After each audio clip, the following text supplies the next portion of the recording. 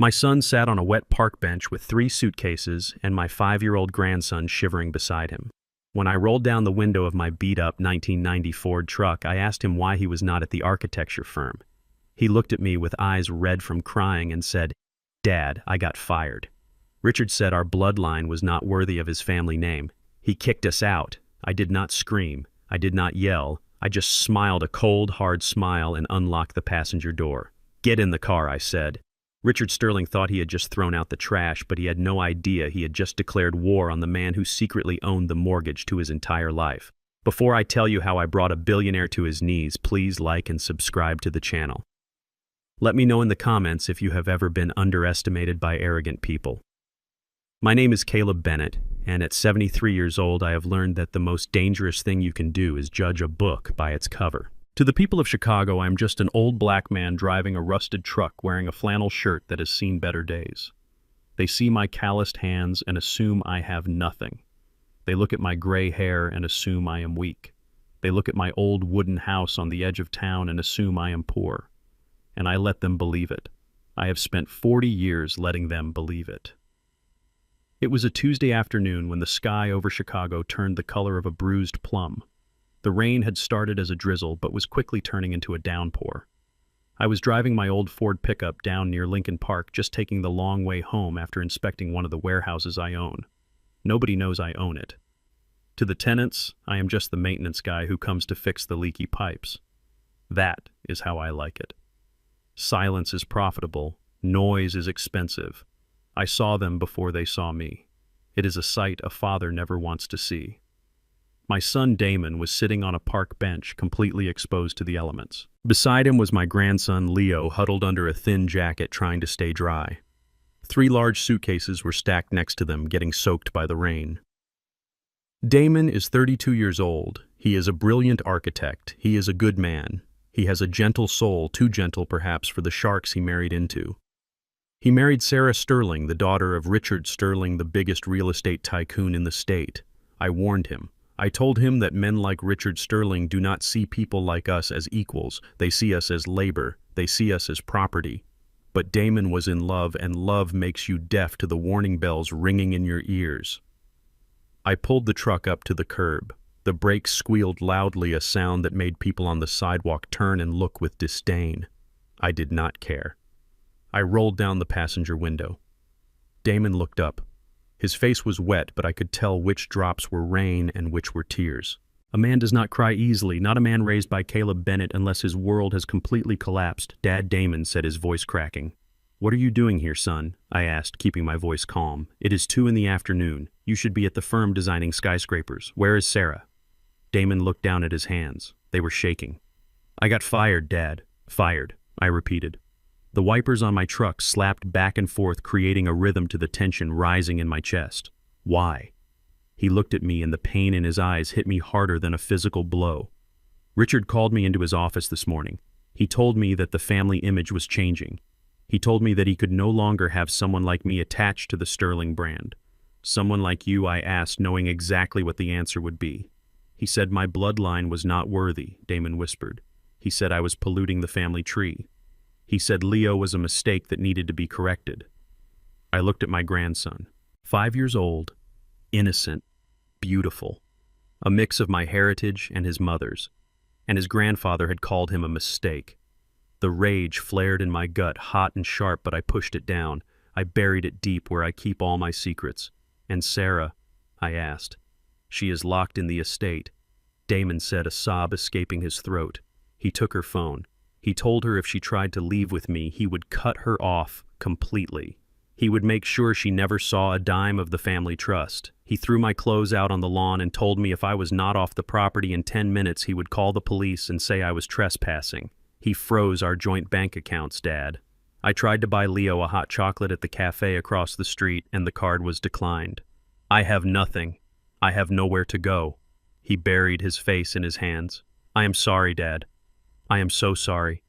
You were right. You were right about him. I should have listened. Now look at me. I am homeless, sitting on a bench with my son in the rain." I looked at the 3 suitcases. I looked at the boy shivering. I looked at the skyscrapers of Chicago rising in the distance, many of them built on land that I secretly owned, Richard Sterling. The name tasted like bile in my mouth. I knew Richard Sterling. Not as an equal, but from a lifetime ago. 40 years ago, I was the janitor in the first building Richard Sterling ever built. I mopped the floors while he walked past me in his Italian suits, kicking over my bucket without even looking down to apologize. I was invisible to him then. I am invisible to him now. He thinks he is a god in this city. He thinks he can discard people like used tissues. He thinks that because I drive a truck that sounds like a dying tractor and live in a small wooden house that I am powerless. He does not know that while he was inheriting his wealth, I was building mine. He does not know that while he was buying yachts, I was buying industrial zones. He does not know that the Phoenix Holdings Group, the mysterious investment firm that holds the debt on his precious new skyscraper project, is run by the old black man he probably does not even remember. Damon looked at me expecting anger. He expected me to lecture him. He expected me to say, "I told you so." He looked like a beaten dog waiting for one last kick. Instead, I leaned over and pushed the passenger door open. "Put the bags in the back," I said, my voice steady as a rock. "Get Leo in the truck. It is cold out there." "Dad, I can't go back to your place," Damon stammered. "I can't be a burden. I need to figure this out. I need to find a motel." "With what money?" I asked. He fell silent. "Get in the truck, Damon. You are coming home." He hesitated for a second longer, his pride warring with his desperation. Then he nodded. He picked up Leo, who immediately reached out for me. Grandpa Leo said, his teeth chattering, "I want to go home." "We are going home, little man," I said, softening my voice for the boy. "Grandpa has got you." Damon loaded the wet suitcases into the bed of the truck, covering them with an old tarp I kept back there. He climbed into the passenger seat, holding Leo on his lap. The truck cab smelled of old coffee and engine oil, a smell that Damon used to hate when he was a teenager, but now he inhaled it like it was oxygen. I put the truck in gear. The engine roared to life with a loud clanking sound. Damon looked at me. "Dad, what are we going to do?" "Richard said he is going to file for custody of Leo. He said he is going to prove I am unfit to be a father because I have no income and no home. He said he is going to erase me from Leo's life." I gripped the steering wheel. My knuckles were dark and scarred from years of manual labor. Richard Sterling wanted a war. He wanted to crush my son to feed his own ego. He wanted to wipe out my bloodline because he thought it was beneath him. He had made a fatal calculation. He judged a man by his shoes and not by his stride. I looked at Damon. "Let him try," I said. "But Dad, he is a billionaire," Damon said, despair in his voice. "He has lawyers, he has judges in his pocket, he has power. What do we have? We have this old truck and your pension. We cannot fight him." I merged into traffic, driving past the towering glass structure of the Sterling headquarters. I looked up at the penthouse office where Richard was probably sitting right now, sipping his scotch and congratulating himself on cleaning up his family tree. I smiled. It was not a nice smile. It was the smile of a hunter who has just seen the prey step into the trap. "Damon," I said, keeping my eyes on the road. "You think Richard Sterling is the only man in the city with secrets? You think he is the only one who knows how to play the game?" Damon looked at me confused. "What do you mean?" I reached into the glove compartment and pulled out a dry towel for Leo. "I mean that Richard Sterling just made the biggest mistake of his life. He thinks he kicked a dog, but he just woke up a lion." I drove us away from the city center, heading toward the outskirts where my small, modest home stood. To the world, I was Caleb, the retired janitor. But inside my head, the gears were already turning. I was mentally reviewing my assets. I was calculating liquidity. I was drafting the text message I would send to my private attorney the moment we got inside. Damon leaned his head against the cool glass of the window. "I just want my wife back, Dad. I just want my dignity back." "You will get it all back, son," I promised him. "And you will get something else too." "What is that?" "You are going to get a front row seat to watch a giant fall." The rain beat harder against the windshield as we drove. It was the kind of storm that washed away the dirt and revealed what was underneath.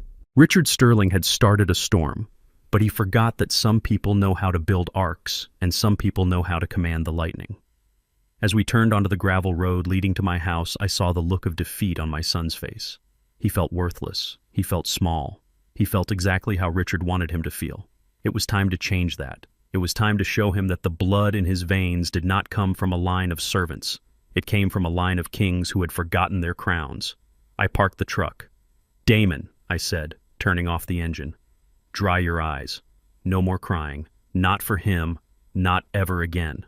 But Dad, listen to me. Today you lost a job and you lost a house, but tomorrow the education begins. Education? Damon asked. Yes.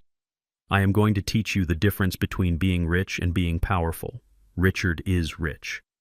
But he is about to find out that money without character is just paper waiting to burn. We stepped out into the rain, but this time I did not feel the cold. I only felt the heat of the battle to come. I grabbed the suitcases. Let's go inside, I said. We have work to do. Damon followed me head down. He did not know it yet, but the old man walking in front of him with a limp and a faded shirt was about to buy the ground out from under his father-in-law's feet. The war for the Sterling Empire had just begun, and the first shot had been fired right there on that park bench in the rain. The gravel crunched loudly under the bald tires of my truck as we pulled up to the small wooden cabin that I have called home for the last 30 years. The rain was still hammering down, turning the dirt yard into a soup of brown mud. I killed the engine, and for a moment the only sound was the rhythmic tapping of raindrops on the rusted tin roof. I looked over at Damon. He was staring at the house with a look of pure devastation. To him, this cabin was not a home. It was a symbol of failure. It was a rotting structure with peeling white paint and a porch that sagged on the left side. It was the place where he grew up poor and the place he swore he would never return to once he got his degree. I saw the shame burning in his cheeks. He was thinking that he had dragged his son from a mansion with heated floors to a shack that smelled of damp wood and old memories. He did not know that the peeling paint was a choice. He did not know that the sagging porch was a camouflage. He did not know that underneath the floorboards of this humble cabin lay the deeds to half the industrial district of Chicago. We made a run for the porch, shielding Leo from the biting wind. I fumbled with the keys, my hands moving deliberately slow. I had to play the part. I had to be the old man whose joints were stiff from years of scrubbing floors. The door creaked open with a groan that sounded like a ghost welcoming us back. Inside, the air was stale and cold. I flipped the switch, and a single naked bulb flickered to life in the hallway, casting long shadows against the walls. The furniture was mismatched, a plaid sofa I bought at a thrift store in '95, a coffee table scarred by cigarette burns from my younger days, a small television that still had an antenna on top. Damon set the suitcases down on the linoleum floor. The sound echoed in the small space, emphasizing just how empty it was. "I am so sorry, Dad," Damon whispered, his voice trembling. "I never wanted this. I never wanted to bring Leo here. It is freezing. The roof probably leaks. God, what have I done?" I walked over to the thermostat and cranked up the heat. The old furnace in the basement clanked and groaned before roaring to life, pushing warm air through the vents. "It is a roof over your head, son," I said, walking to the kitchen to fill the kettle. "And it is paid for. Nobody can kick you out of here. Nobody can tell you that you are not worthy of this floor space." Damon sat down on the edge of the sofa, pulling Leo onto his lap. The boy looked around with wide eyes, taking in the poverty of his grandfather's life. "Is this where you live?" Grandpa Leo asked. "It is very small. It is cozy," I said, smiling at him. "And it is safe." Just then a sound sliced through the quiet air like a knife. It was a cell phone ringing. Not mine. Mine was an ancient flip phone that I kept turned off most of the time. It was Damon's phone lying on top of one of the wet suitcases. Damon froze. He stared at the screen as if it were a bomb about to detonate. The screen lit up the dark room. "It is him," Damon said. "It is Richard." "Answer it," I said. "Put it on speaker." Damon hesitated, his hand shaking as he reached for the device. He swiped the screen and tapped the speaker button. The voice that filled my small living room was smooth, arrogant, and dripping with the kind of entitlement that only comes from generations of unearned wealth. Damon Richards' voice boomed. "I assume you have found a gutter to crawl into by now." Damon swallowed hard. "I am at my father's house, Richard. Where is Sarah? Let me talk to her." A cruel laugh echoed from the phone. "Your father's house? Oh, you mean that termite-infested shack on the south side. I am surprised it is still standing. Listen to me closely, Damon, because I am only going to say this once. You have 24 hours. 24 hours for what Damon asked. To sign the divorce papers my lawyers are emailing you. If you sign them quietly and disappear, I will give you a small settlement, enough to rent a studio apartment for a year. But if you fight me, If you try to claim any rights to my daughter or my money, I will bury you. I walked closer to the phone, my boots heavy on the floorboards, and Leo Damon asked, his voice breaking, "What about my son?" "Leo is a Sterling," Richard replied, his tone turning icy. "He has Sterling blood running through his veins, even if it has been tainted by yours. I will not have my grandson raised in squalor by a loser and a janitor. I am filing for emergency custody tomorrow morning. I have judges on speed dial. Damon, I will prove that you are homeless, unemployed, and unfit. I will scrub the influence of your low-class family out of him. By the time I am done with him, he won't even remember your name." I felt the rage rising in my chest. It was not a hot flash of anger. It was a cold, calculated fury. This man was not just attacking my son. He was attacking my legacy. He was threatening to steal my blood. I reached out and snatched the phone from Damon's hand. Damon tried to stop me, mouthing the word no, but I was already holding the device up to my mouth. "Listen to me carefully, Sterling," I said, my voice low and rough like gravel in a concrete mixer. There was a pause on the other end. "Who is this?" Richard asked, sounding disgusted. "This is Caleb Bennett," I said, "and you are making a mistake. You are holding my daughter-in-law against her will. That is kidnapping, and you are threatening to steal my grandson. That is an act of war." Richard laughed again, but this time it was louder, more derisive. "Oh, look at that." The janitor learned how to speak. "I remember you, Caleb. You used to empty the trash cans in my first building. You always smelled like bleach and desperation. Do not lecture me about war, old man. You are an ant. I am a boot. You do not fight the boot. You get crushed by it." I tightened my grip on the phone until the plastic creaked. "You think you know who I am," I said. "But you only saw the uniform. You never looked at the man. I do not look at trash." "I step over it," Richard spat. "Tell your son to sign the papers, and you stay out of my way, or I will have the city condemn that shack you live in and bulldoze it with you inside. Keep away from my daughter. Keep away from my family. You are not worthy of the air we breathe." The line went dead. Silence rushed back into the room, heavy and suffocating. Damon had his face buried in his hands. He was sobbing quietly, his shoulders shaking. He was broken. He believed every word Richard had said. He believed we were ants. He believed we were powerless. I looked at the phone in my hand. I looked at the black screen. "Dad, I told you," Damon wept. "He is going to take Leo. He is going to take everything. We can't fight him. He is a billionaire." I placed the phone gently on the table. I walked over to my son and placed a hand on his shoulder. My grip was iron. "Stand up, Damon," I said. He looked up at me, confused by the steel in my voice. "Dad, just leave it." "Stand up," I commanded. He slowly rose to his feet, wiping his eyes. I looked him dead in the eye. "He called me a janitor," I said. And he was right. I was a janitor. I cleaned his toilets. I waxed his floors. I emptied his trash. But he forgot one thing. The janitor has the master keys. The janitor sees everything. The janitor knows where the bodies are buried because he is the one who has to clean up the mess. I turned away from him and walked down the narrow hallway toward my bedroom. "Where are you going?" Damon asked, his voice filled with panic. "Dad, do not do anything stupid. Do not call him back." I did not answer. I walked into my bedroom and closed the door behind me. The room was sparse.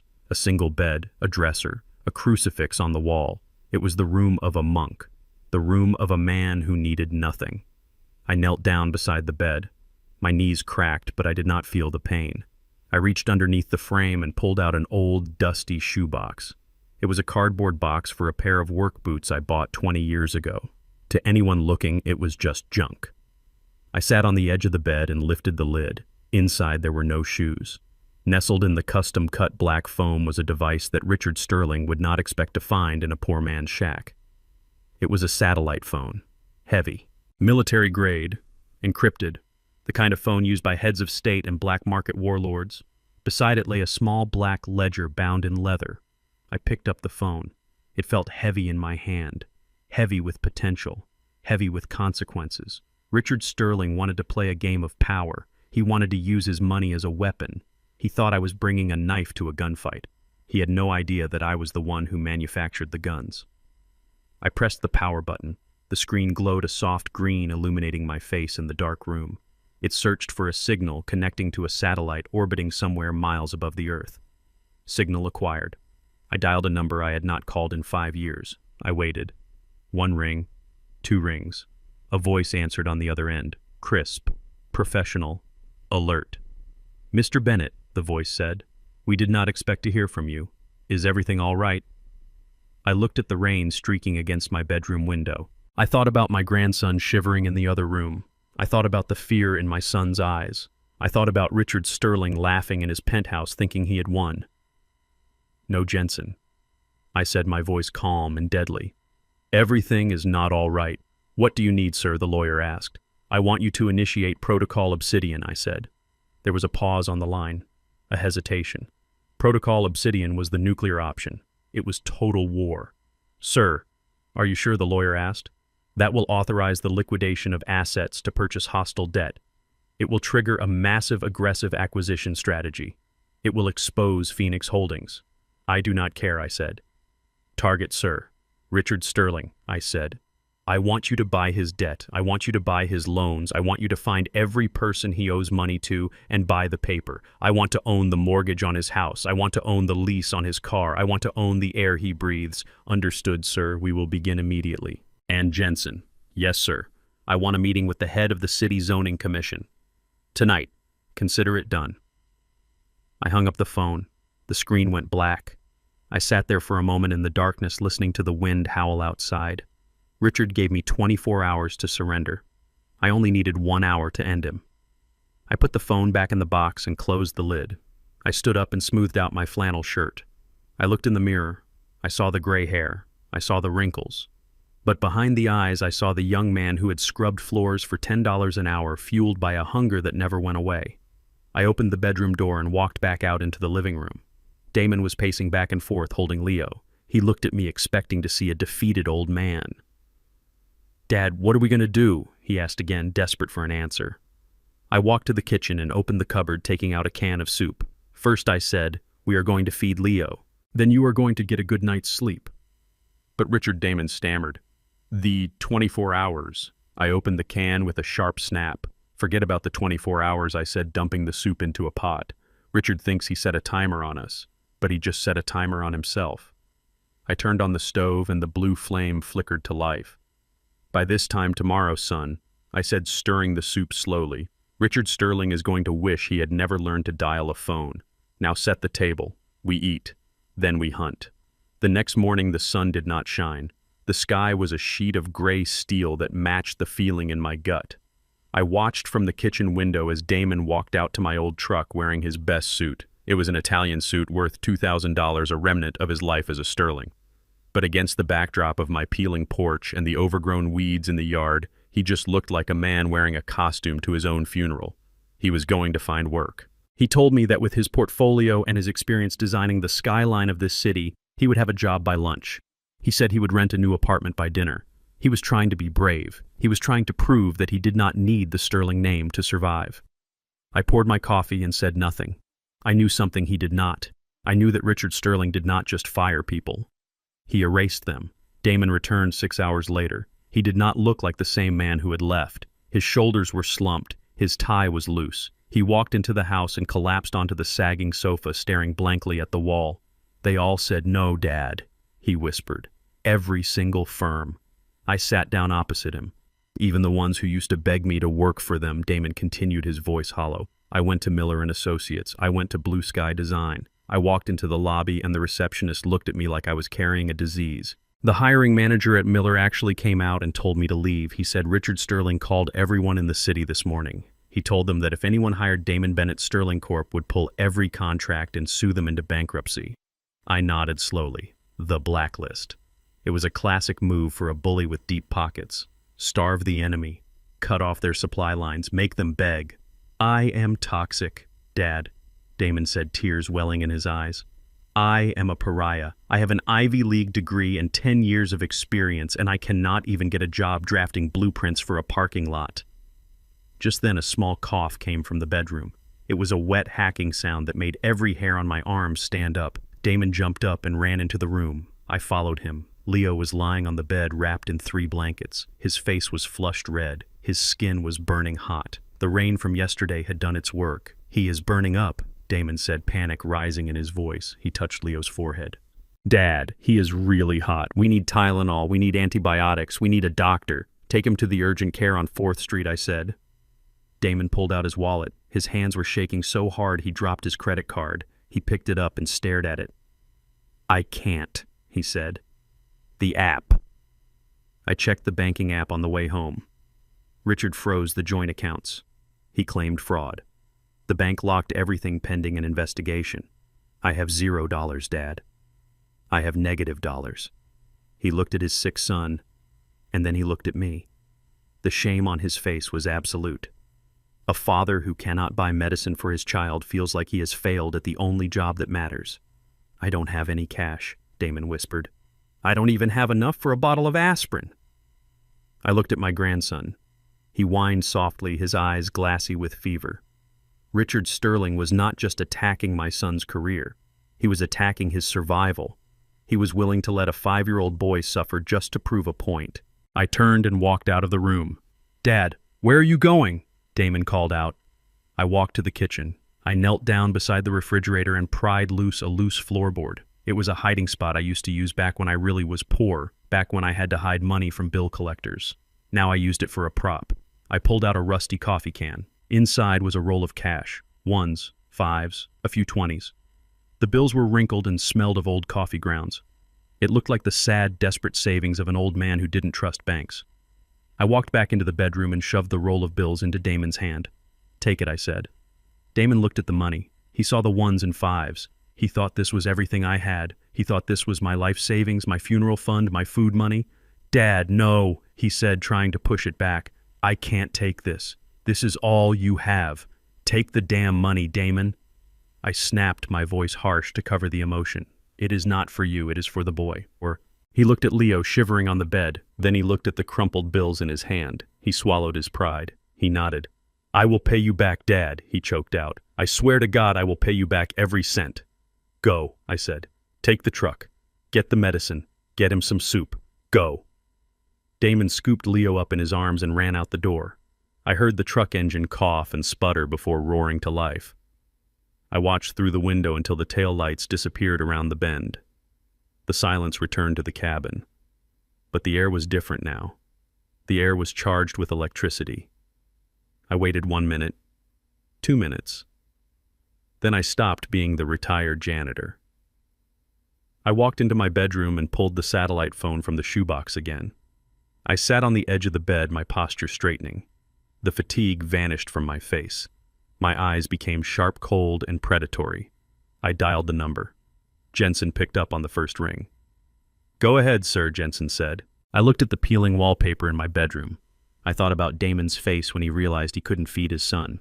I thought about Richard Sterling sitting in his air-conditioned office thinking he had won the game because he cut off a credit card. "What is the status of the debt acquisition?" I asked. "We have secured 30% of the outstanding loans from the mid-level banks," Jensen reported. "We are moving on the major notes now. Sterling Corp is over-leveraged, sir. He borrowed heavily to build the Skyline Tower. If we buy the note from Liberty Bank, we will own the mortgage on his headquarters." "Buy it," I said. "Sir, Liberty Bank will want a premium. It will cost us $20 million above market value to get them to sell the note quietly without alerting Richard." "I don't care if it costs $50 million, I said, my voice low and dangerous. "I want that note, Jensen. I want to own the roof over his head. I want to own the chair he sits in. I want to own the ink in his pen." "Understood, sir. We will have the papers ready by tonight." "And Jensen," I added. "Yes, sir. I want you to find out who insures his construction sites. The safety liability insurance. That would be Apex Insurance, sir. Buy them too." There was a long silence on the other end of the line. Buying an insurance company was a massive move. It was a Titan-level move. "Buy the insurance company, sir," Jensen asked, his voice trembling slightly. "You heard me. I want to be the one who decides if his construction sites are safe to operate. I want to be the one who can shut down his job sites with a single inspection. Buy Apex. Use the offshore account so he doesn't see it coming." "Yes, Mr. Bennett. Right away." I hung up the phone. I walked back to the kitchen and looked at the loose floorboard. The empty coffee can was still sitting on the table. Richard Sterling thought he had starved us out. He thought he had cut off our supply lines. He didn't know that while he was busy blocking my son from getting a job paying $60,000 a year, I was busy buying the bank that held his loans worth $60 million. I went to the sink and splashed cold water on my face. I needed to wash away the look of the predator before Damon came back. I needed to put the mask of the worried grandfather back on. But as I dried my face with a rough towel, I looked into the mirror and smiled. It was the smile of a man who knows that the trap has been set. The blockade was not trapping us in. It was trapping Richard Sterling out. He just didn't know it yet. He was fighting a war with bullets. I was fighting with gravity.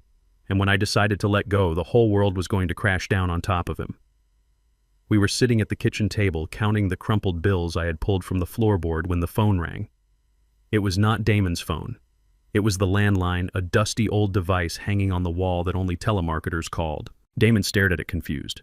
Nobody had that number. "Answer it," I said, my instincts sharpening like a blade. Damon picked up the receiver. "Hello." There was a silence and then a sound that broke my heart. It was a whimper.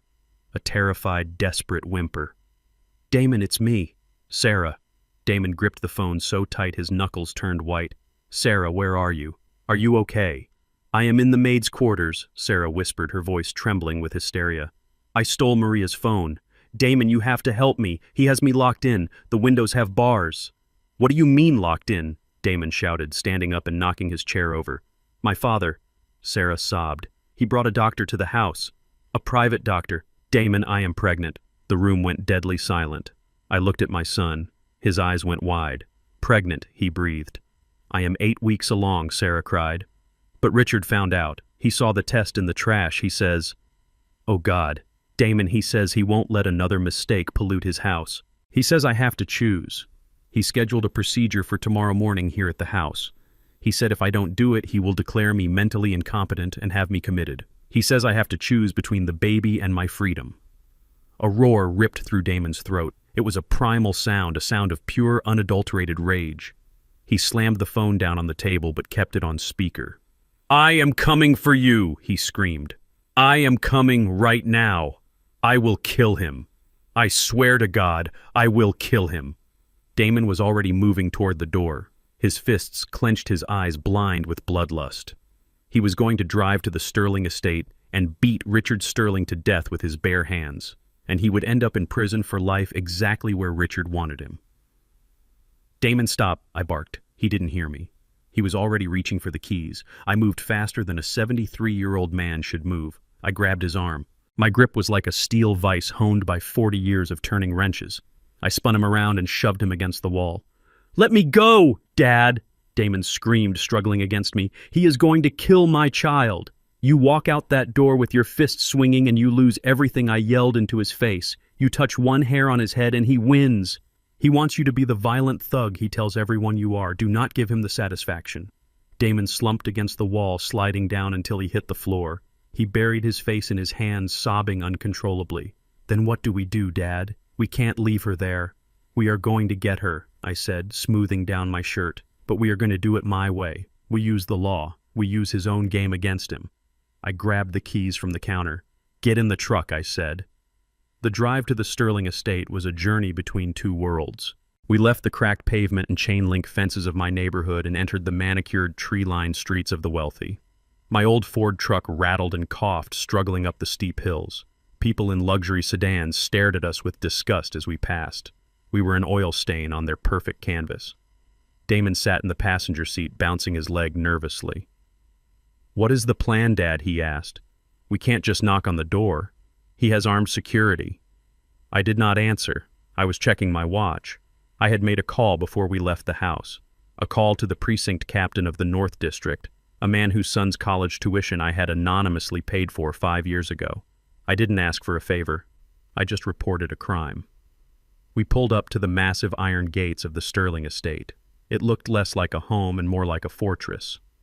A guard booth stood at the entrance. A man in a uniform stepped out, his hand resting on his holster. He looked at my truck with a sneer. "Lost, are we?" the guard asked, chewing gum. "Deliveries are in the back. Open the gate," I said, my voice low and steady. "We are here for Sarah Bennett." The guard laughed. "Oh, you must be the ex-husband. Mr. Sterling said you might show up. Turn around, pal. This is private property. If you are not gone in 10 seconds, I am authorized to use force." Damon leaned across me, shouting out the window. "My wife is in there! Let me in!" The guard unholstered his taser. "Last warning, turn around." Suddenly, the massive mahogany front doors of the mansion opened. Richard Sterling stepped out onto the balcony overlooking the driveway. He was wearing a white linen suit holding a glass of scotch. He looked down at us like we were insects crawling on his driveway. "I see the trash has arrived," Richard shouted, his voice echoing in the courtyard. "Let her go!" Richard, Damon yelled, climbing out of the truck. Richard took a sip of his drink. "She doesn't want to see you, Damon. She is resting. She has a big medical procedure tomorrow. We are cleaning up her life, getting rid of the parasites." "You are a monster," Damon screamed. "And you are trespassing," Richard replied calmly. "Guard, remove them." The guard stepped forward, raising the taser. I checked my watch again. 3, 2, 1. The sound of sirens cut through the air. Not one siren. 5. Blue and red lights flashed against the impeccably trimmed hedges. 3 police cruisers screeched to a halt behind my truck, blocking the driveway. Richard's face dropped. He gripped the balcony railing. "What is the meaning of this?" he shouted. An officer stepped out of the lead car. It was Sergeant Miller. He walked past my truck and looked up at the balcony. "Mr. Sterling, we received a credible report of a hostage situation at this address." "Hostage," Richard sputtered. "This is my home. That is my daughter." The report states that an adult female, Sarah Bennett, is being held against her will and threatened with forced medical procedures. Sergeant Miller set his hand on his weapon. "We need to do a welfare check immediately. Open the gate." Richard turned red. "This is ridiculous. I will have your badge for this. Do you know who I am? Open the gate, sir, or we will ram it." Sergeant Miller barked. Richard froze. He looked at the neighbors' houses. He saw curtains twitching. People were watching. The one thing Richard Sterling feared more than losing money was losing face. A police raid on his mansion would be on the front page of the news within the hour. "Open it," Richard hissed to the guard. The iron gate swung open with a groan. "Bring her out," Miller ordered. Richard disappeared into the house. A few minutes later, the front door opened again. Sarah stumbled out. She looked pale and terrified, clutching a small bag. When she saw Damon, she ran. She ran faster than I thought she could. Damon met her halfway down the driveway. They collided in a hug that nearly knocked them both over. They held each other, crying, shaking. Richard stood in the doorway, his face twisted in a mask of pure hatred. He pointed a finger at Sarah. "If you get in that truck, Sarah, you are dead to me," he screamed. Sarah turned to look at her father. She was trembling, but she stood tall. "I am leaving, Dad." "Fine," Richard yelled, throwing a suitcase down the stairs. It burst open, scattering her designer clothes across the pavement. "Go then. But know this, I am cutting you off. The trust fund is gone. The inheritance is gone. You will have nothing. You are going to go live in a shack with these animals. You will starve, Sarah. You will be scrubbing floors just like your father-in-law. Don't come crawling back when you are hungry." Sarah looked at the clothes scattered on the ground. Then she looked at the mansion. Then she looked at Damon and me. She walked over to my rusted truck. She climbed into the back seat next to the old tarp and the spare tire. "I would rather starve with them than eat at your table," she said. "Get in the car, Damon," I said, starting the engine. Richard watched us from the steps. He looked like a king whose castle had just been breached. "Enjoy the squalor," Richard screamed as we backed out. "I will see you in court. I will take the boy. I will take everything." I put the truck in drive. The exhaust pipe let out a cloud of black smoke that drifted right into Richard's face, making him cough and wave his hands. As we drove away, Sarah leaned her head on Damon's shoulder in the front seat. She reached back and squeezed my shoulder. "Thank you, Caleb," she whispered. I looked at her in the rearview mirror. She had just traded a $50 million inheritance for a seat in a 30-year-old Ford. She had just traded security for love. "You are welcome, daughter," I said. But as I drove back toward the dark reality of our situation, I knew the hardest part was just beginning. Richard had lost a skirmish, but the war was far from over. He would come for us with everything he had. I tapped the steering wheel with my thumb. Let him come, I thought, because while he was busy screaming at police officers, my lawyer Jensen had just closed the deal on the insurance company that covered every single one of his construction sites. Richard thought he had thrown his daughter into the mud. He didn't know that the mud was about to turn into quicksand and swallow his entire empire whole. We drove into the night, 3 refugees in a rusted ark heading toward a destiny that would change the skyline of this city forever. 7 days had passed since we escaped the Sterling estate. 7 days of sleeping on a lumpy mattress and eating canned soup. 7 days of watching my son stare at his phone waiting for job offers that never came. The blockade was working. Richard Sterling had successfully terrified every firm in the city into ghosting Damon. We were bleeding out slowly, just like Richard wanted. But he was impatient. He did not just want us to suffer in silence. He wanted to watch us squirm. The invitation arrived on a Tuesday morning. It was delivered by a courier in a black sedan who looked at my peeling front porch with visible disgust. He handed the envelope to Sarah with 2 fingers as if he were afraid he might catch poverty from her touch. It was a thick, cream-colored envelope with gold leaf lettering. The weight of it alone probably cost more than our grocery budget for the week. Sarah opened it, her hands trembling. "It is the annual charity gala," she whispered. "The biggest event of the year. My father is the keynote speaker." I looked at the card. It was an invitation for Mr. and Mrs. Damon Bennett.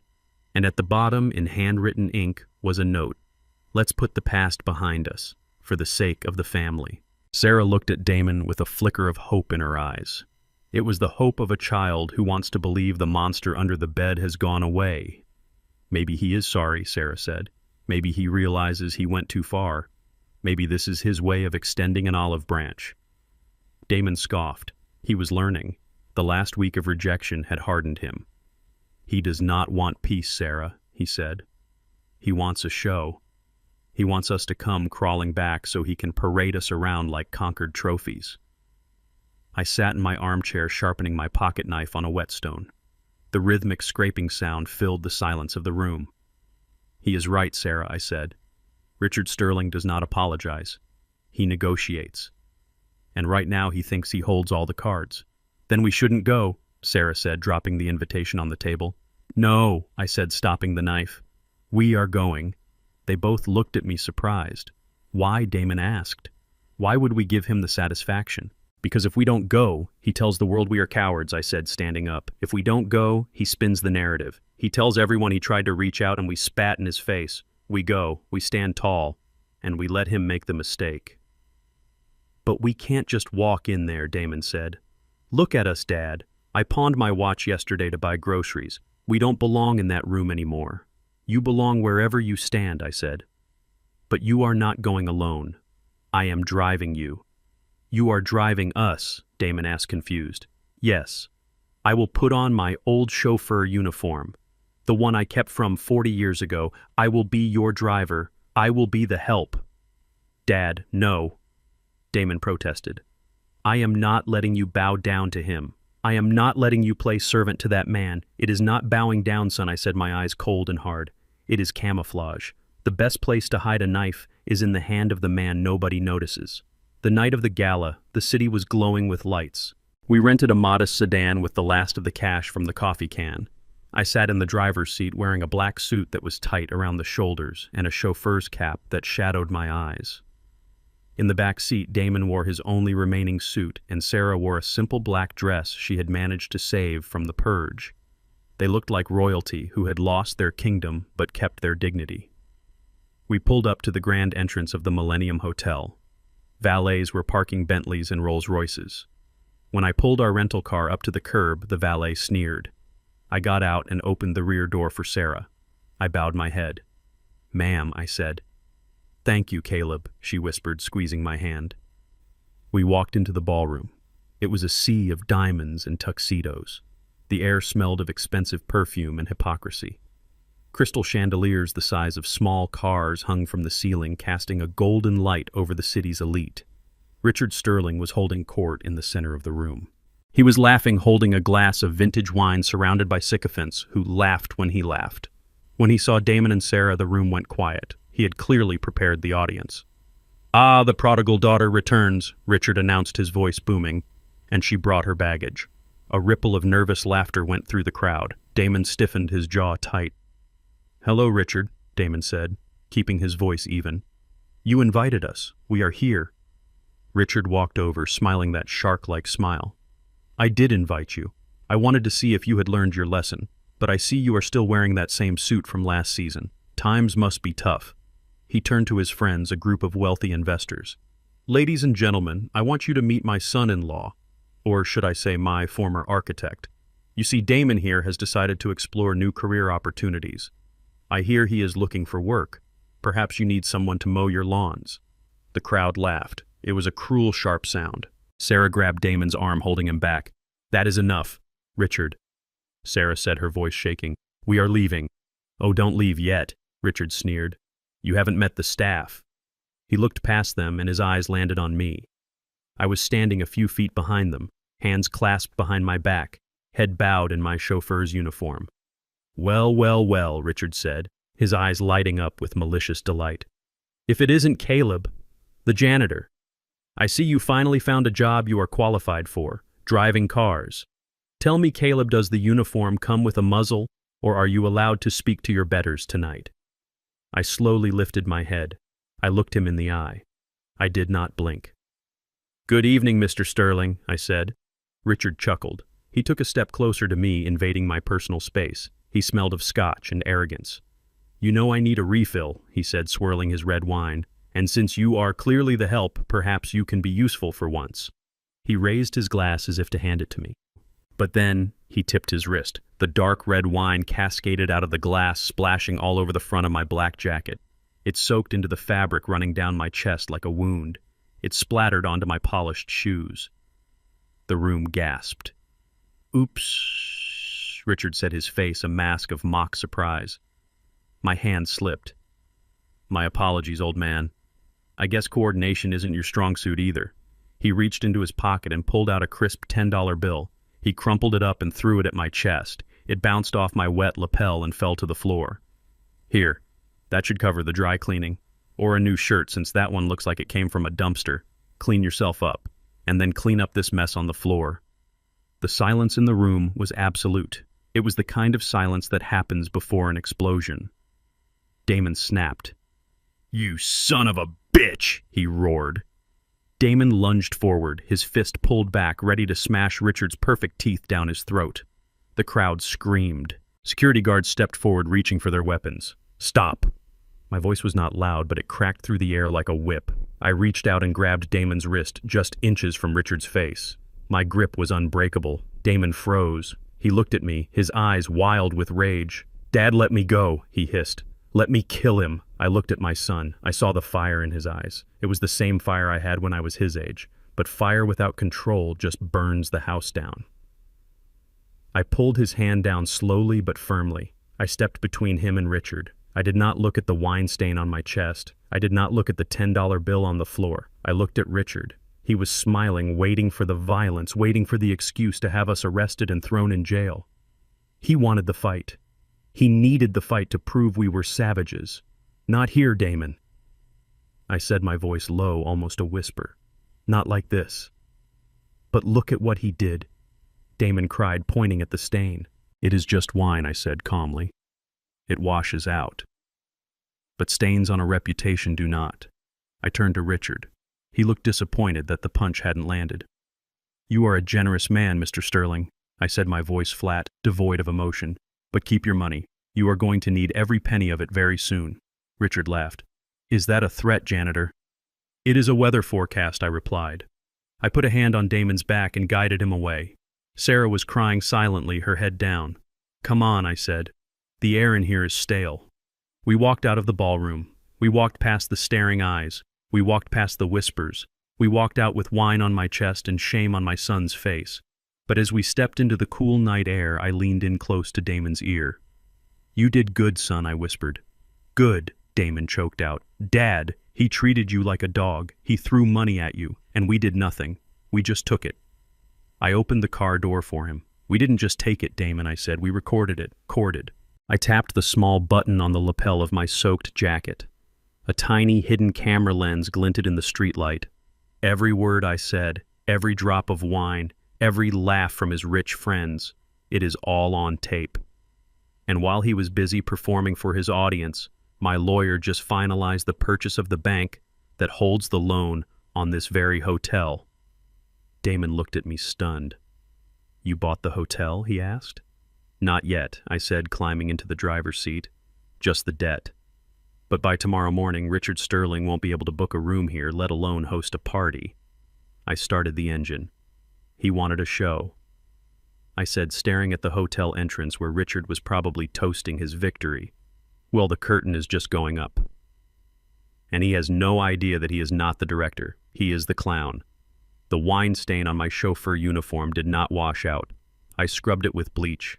I scrubbed it with soap. I scrubbed it until my knuckles were raw.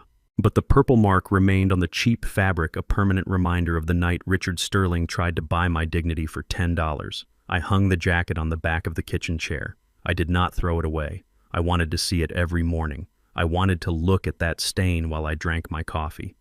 It was not a stain anymore. It was a target. While Richard was likely sleeping off a hangover in his penthouse believing he was the king of the city, I was sitting at my small, wobbly kitchen table with a stack of documents that would make his blood run cold.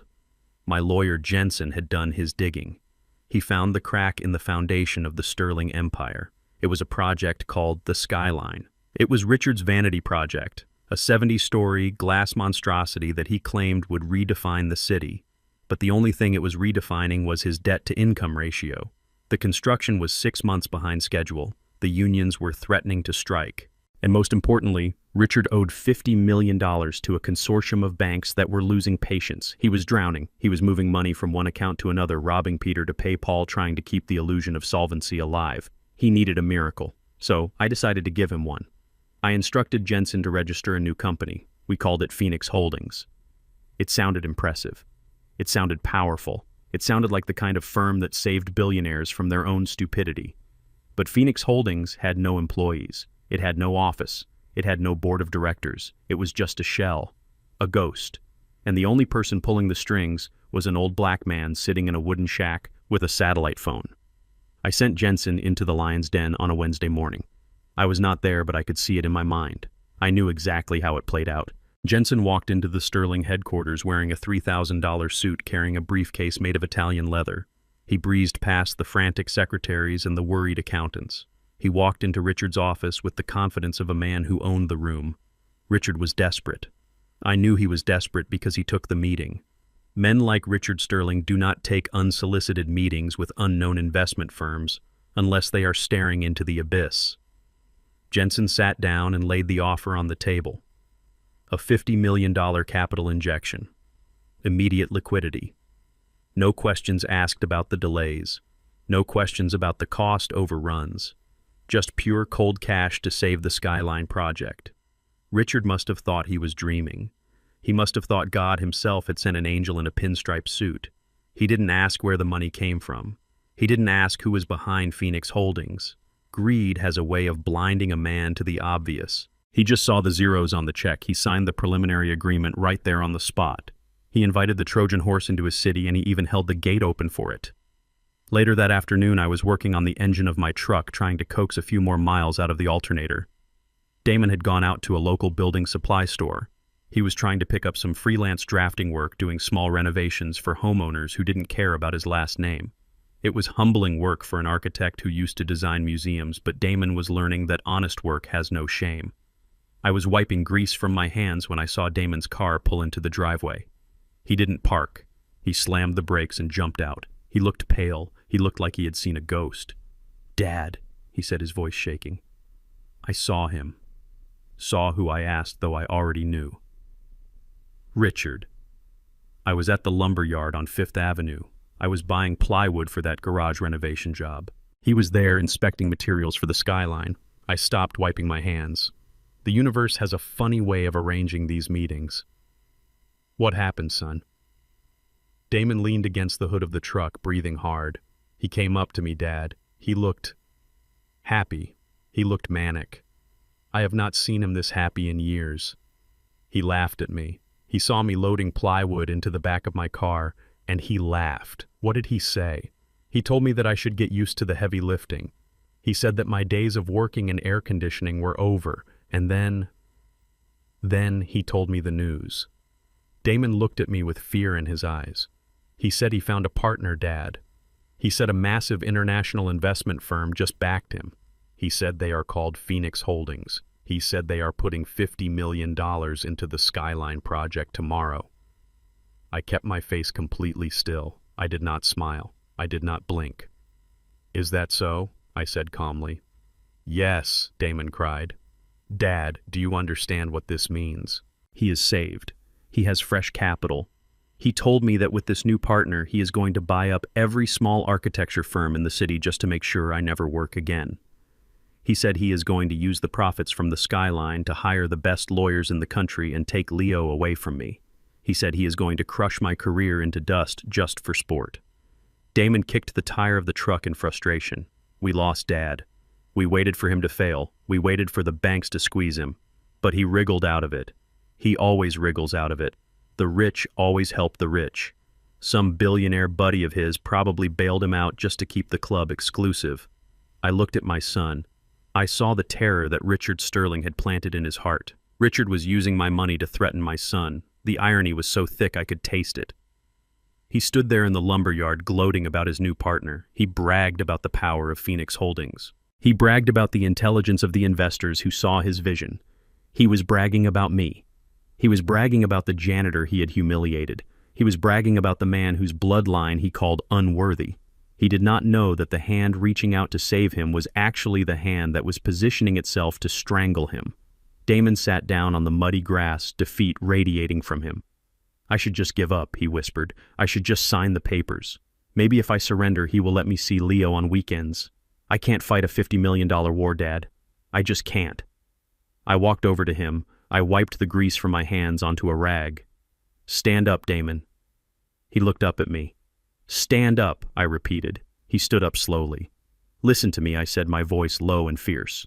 Richard Sterling is a fool. He is a fool with $50 million, Damon argued. No, I said. He is a fool who just sold the keys to his castle to a stranger because he was too arrogant to check the ID. Damon looked confused. What do you mean?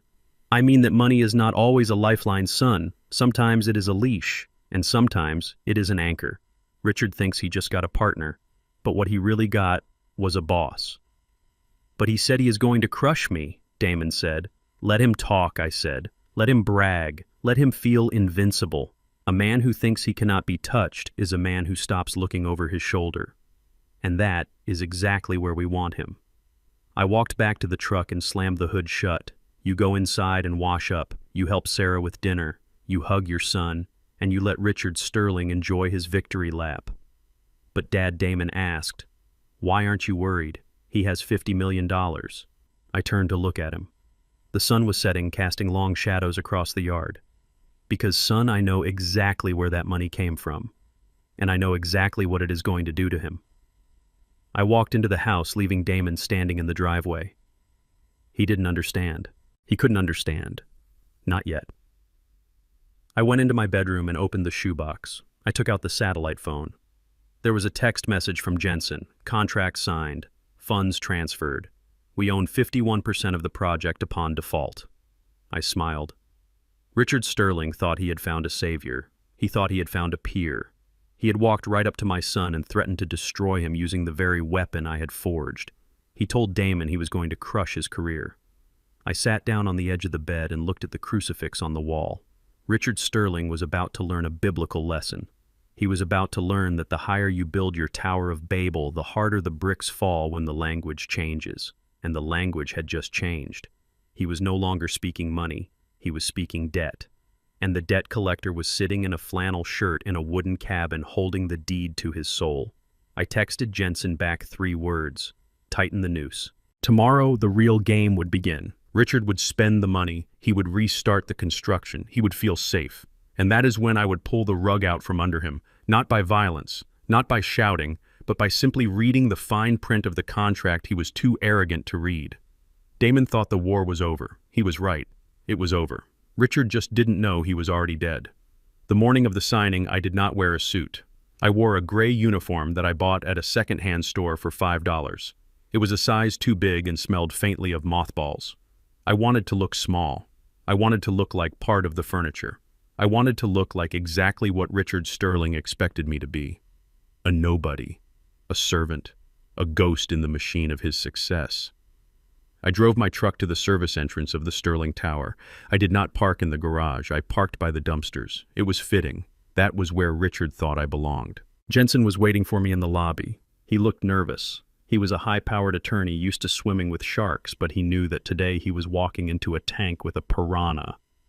He was holding a heavy box of files. "Mr. Bennett, Are you sure about this? Jensen asked, wiping sweat from his forehead. If he recognizes you, if he throws you out. He won't throw me out, I said, taking the heavy box from him. He needs the money too much. Greed makes a man blind, Jensen. Just stick to the script. I am the runner. I am the mute old man who carries the paper. Nothing more. We took the elevator to the penthouse. The doors opened onto a world of marble and glass. The reception area alone cost more than my entire neighborhood. We walked into the boardroom. It was empty except for Richard.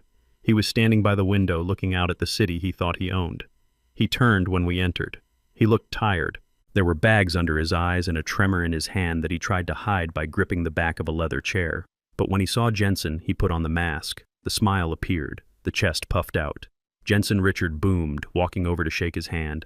The man of the hour, the savior of the skyline. Good morning, Mr. Sterling. Jensen said, his voice steady. We have the papers. Phoenix Holdings is ready to execute the transfer immediately upon signature. Excellent, Richard said, rubbing his hands together. Let's get this over with. My contractors are waiting for their checks.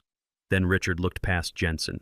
He saw me standing by the door holding the box of files. My head bowed. My shoulders slumped. His smile vanished. His face twisted into a look of pure revulsion. What the hell is he doing here? Richard spat, pointing a finger at me. Jensen didn't flinch. He is my assistant, Mr. Sterling. He carries the documents. The files are heavy. Richard laughed, a cold, cruel sound. Your assistant? You mean the janitor? The guy who ruined my carpet last week with his cheap wine. This man is a curse, Jensen. He is a walking black cat. Every time he shows up, something smells like garbage. Why on earth would a firm like Phoenix hire a loser like this? I stood perfectly still. I stared at the carpet. I let his words wash over me like dirty water. He is reliable, Jensen said. And he is discreet. He does what he is told. Richard walked up to me. He circled me like a vulture inspecting a carcass. Discreet, huh? Reliable. He stopped in front of me. He was close enough that I could smell the stale alcohol on his breath, masked by expensive mints. You know, Caleb, Richard said, his voice dropping to a whisper. I almost feel sorry for you. You cling to these powerful men hoping some of their magic will rub off on you. But you are just a stain. You will always be a stain. I said nothing. I just tightened my grip on the box. Let's sign the papers, Jensen said, trying to divert him. Richard turned back to the table. He sat down at the head of the long mahogany table. Jensen began laying out the contracts. This is the standard loan agreement, Jensen explained. $50 million. Immediate release. But as we discussed, Mr. Sterling, given the risky nature of the project and the current delays, the board of Phoenix Holdings requires additional collateral. Collateral. Richard waved his hand. You have the building. You have the land. It is not enough, Jensen said, pushing a specific document forward. The building is already leveraged. The land is mortgaged. To approve this hot loan today, the board requires a personal guarantee. Richard stopped. He picked up the document. A personal guarantee, he read. You want me to pledge my private assets, my homes, my portfolio, my art collection, even my cars. Everything, Jensen said. It is a formality, really. Just to show the investors you are fully committed. Richard hesitated. I could see the fear in his eyes. This was everything he had. If he signed this and the project failed, he would be destitute. He would be on the street. I don't know, Richard muttered. This is highly irregular. Jensen started to pack up the papers. I understand, Jensen said coolly. It is a lot to ask. I will tell the board you declined. We can try again next month, perhaps, when your other loans come due. Next month meant bankruptcy. Richard knew it. I knew it. Wait, Richard snapped. He looked at the papers. He looked at the $50 million figure. It was his lifeline. It was the only thing that could keep the lie of his success alive for a few more months. I will sign it, Richard said, picking up the gold pen. But before the pen touched the paper, he stopped. He looked at me again. I was standing in the corner watching. Something about my presence bothered him. He felt small. He felt desperate. And men like Richard Sterling cannot handle feeling small. They need to crush someone else to feel big again. Wait, he said, putting the pen down. What is it? Mr. Sterling, Jensen asked. My shoe, Richard said. Excuse me. My shoe, Richard repeated, pointing under the table. It is scuffed. I must have hit it on the chair leg. I can't sign a $50 million deal with scuffed shoes. It is bad luck. He looked at me. A wicked smile curled his lips. Boy, he called out. I did not move. I am talking to you, Caleb. Richard barked. Come here. I walked slowly to the table. Yes, Mr. Sterling, I said, my voice raspy. My shoe is dirty, Richard said, leaning back in his chair, crossing his legs to present his Italian leather loafer. Fix it. I looked at the shoe. It was perfectly polished. There was not a speck of dust on it. I don't have a cloth, sir, I said. Use your sleeve, Richard said. Use your shirt. I don't care. Just get down on your knees and buff it. Show me that you know your place. The room went silent. The air conditioner hummed. Jensen looked at me, his eyes wide with panic. He was about to intervene. He was about to tell Richard that he was talking to the owner of the company.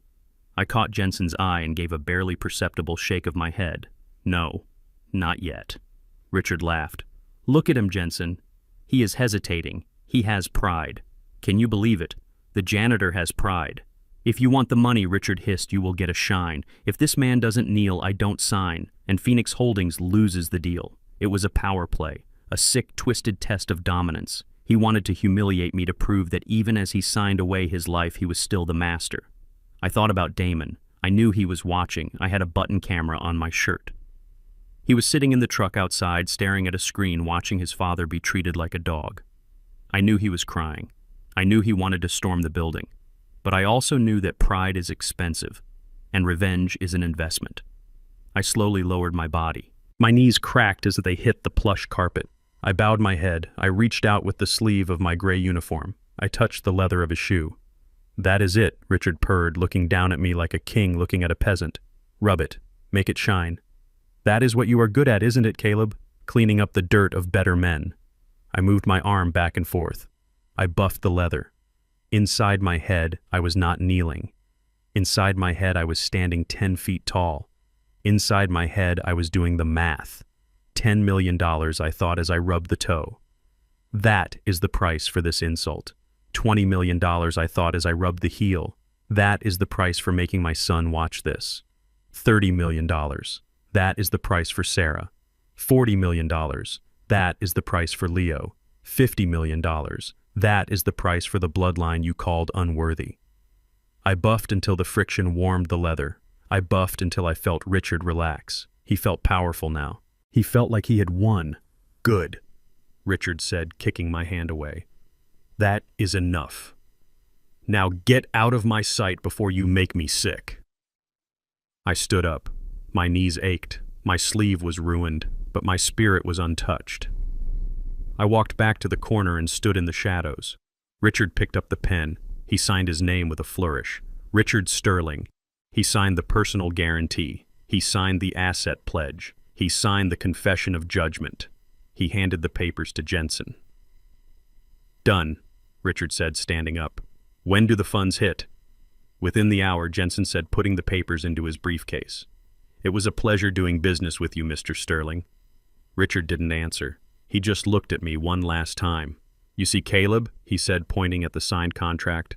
That is the difference between us. I sign checks. You shine shoes. Remember that. I looked at him. I really looked at him. I saw a man standing on a trapdoor holding the rope that would snap his own neck. I will remember it, Mr. Sterling, I said. I will remember it every single day. Jensen and I walked out of the office. We walked to the elevator. The doors closed, blocking out Richard's smug face. As the elevator descended, Jensen looked at me. He looked like he was about to be sick. Mr. Bennett, I am so sorry, he whispered. That was inhumane. I should have stopped it. I looked at the stain on my sleeve. I brushed it off. Do not be sorry, Jensen, I said, but he made you kneel. I smiled.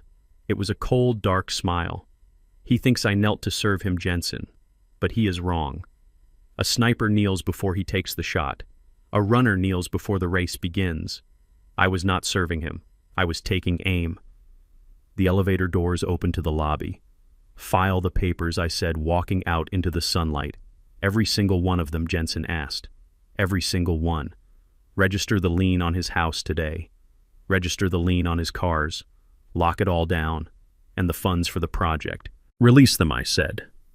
Let him spend it. Let him feel rich for a few weeks. Let him build his tower. I climbed into my truck. Damon was sitting in the passenger seat. His face was wet with tears. He looked at me with a mixture of horror and love. Dad. Damon choked out. Why did you do that? Why did you let him do that to you? I started the engine. I looked at the Sterling Tower rising above us. Because, son, I said, putting the truck in gear.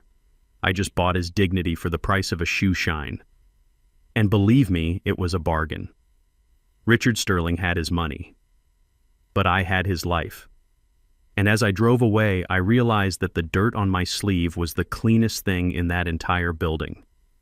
The cabin was quiet, but it was not a peaceful quiet. It was the silence of a house holding its breath after a funeral. I lay in my bed, staring at the ceiling, listening to the wind rattle the loose window pane. I could not sleep. I could still feel the phantom sensation of Richard Sterling's leather shoe under my hand. I could still hear the laughter of the wealthy elite echoing in my ears.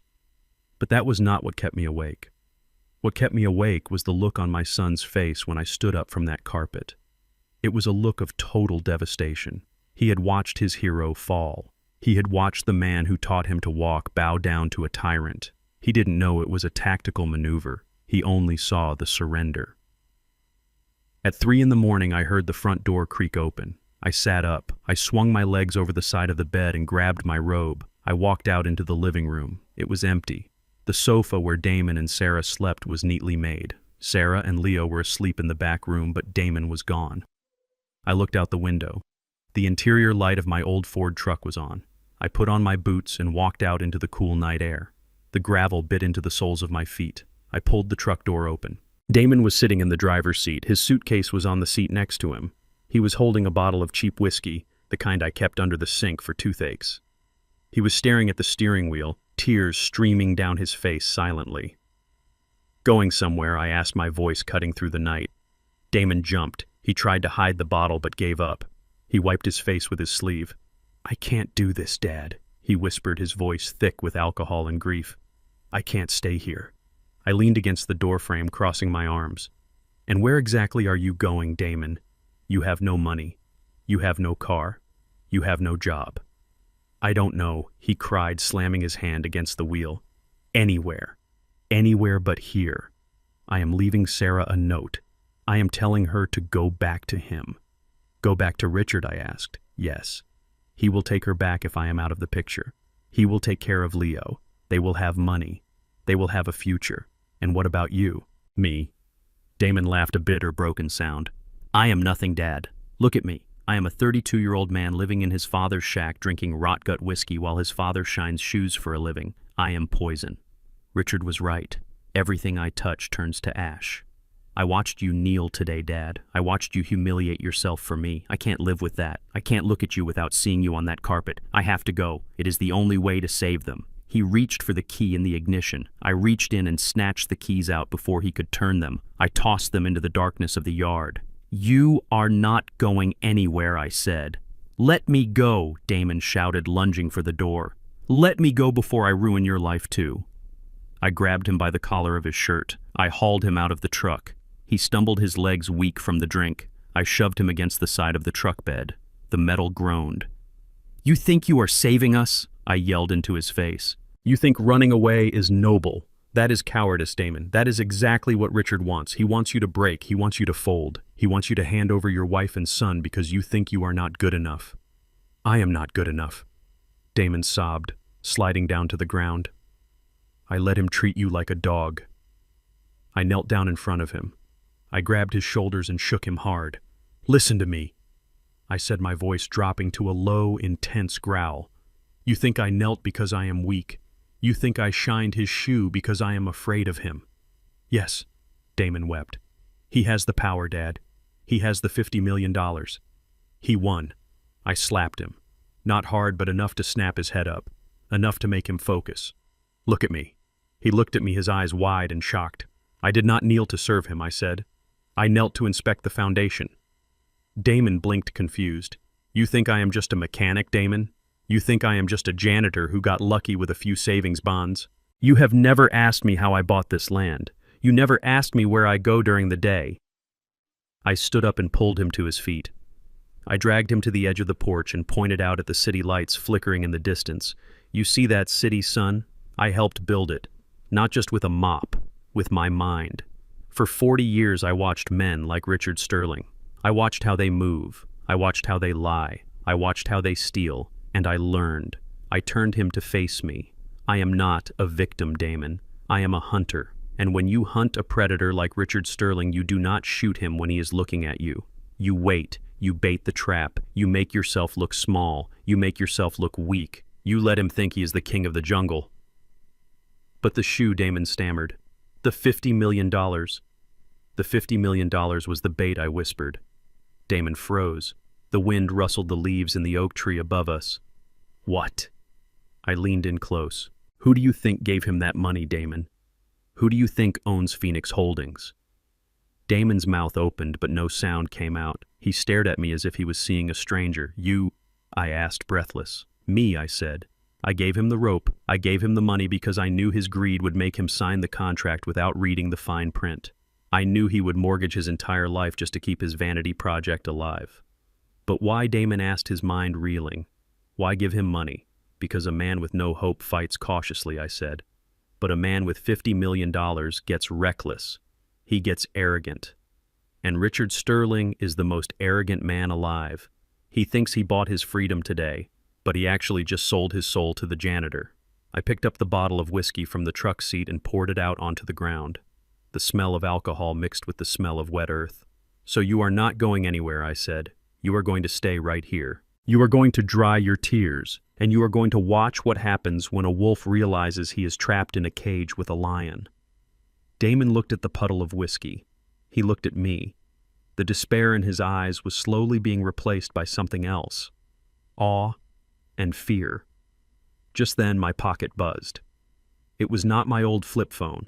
It was the satellite phone I had slipped into my robe pocket. I pulled it out. The screen lit up my face in the darkness. It was a news alert.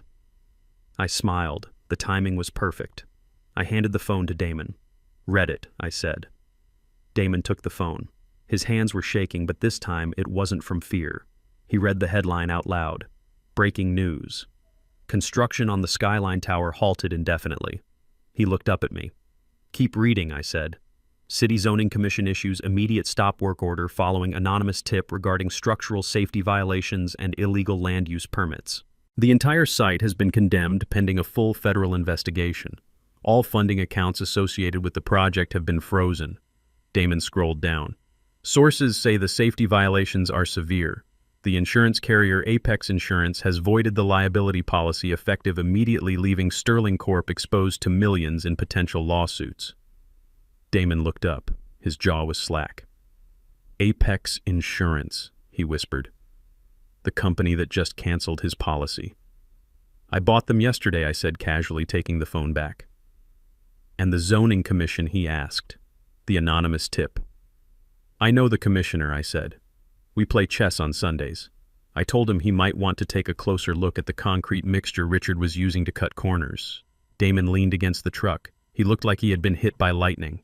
You stopped the project, he said. You froze the money. You canceled the insurance. I nodded. Richard Sterling woke up this morning thinking he was a god, I said. By lunchtime, he will realize he is just a man standing in a hole that he dug himself. Damon looked at the phone, then back at the city lights. He is going to lose his mind, Damon whispered. He just signed a personal guarantee. If the project stops, he defaults. Exactly, I said. And when he defaults, Phoenix Holdings calls the loan. And since he cannot pay, we take the collateral. Damon's eyes went wide.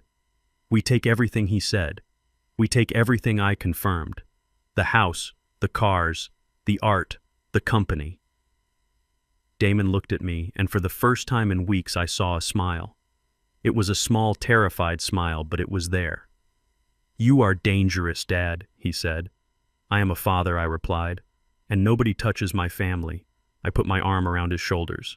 Now come inside. Sarah will be waking up soon, and we need to be ready.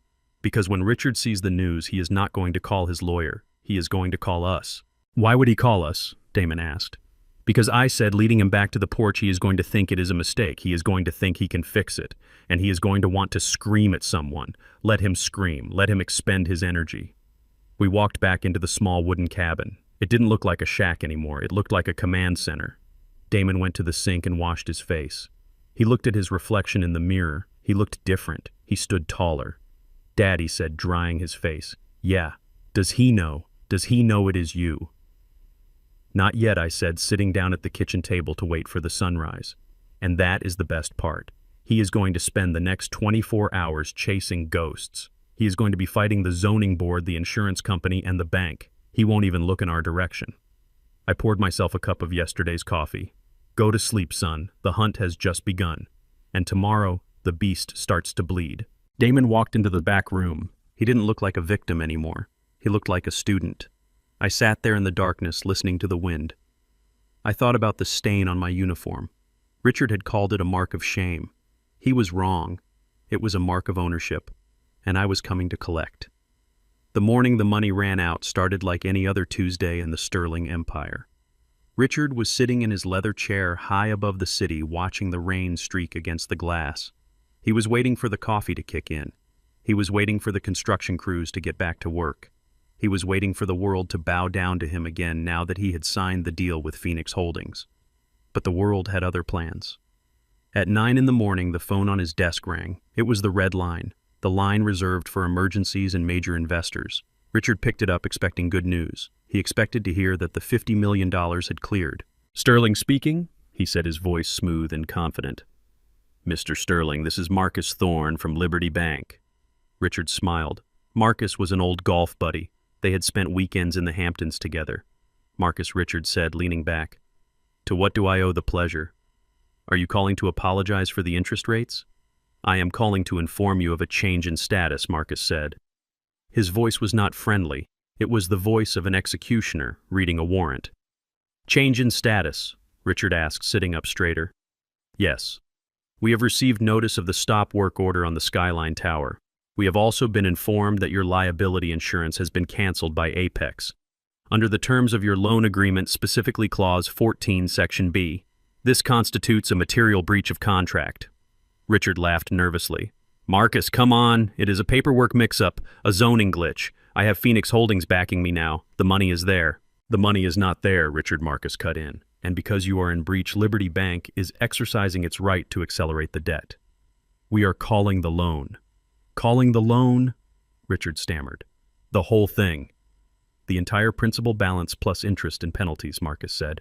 $75 million, payable immediately. "Immediately," Richard shouted, standing up. "You can't be serious. I have 30 years with your bank."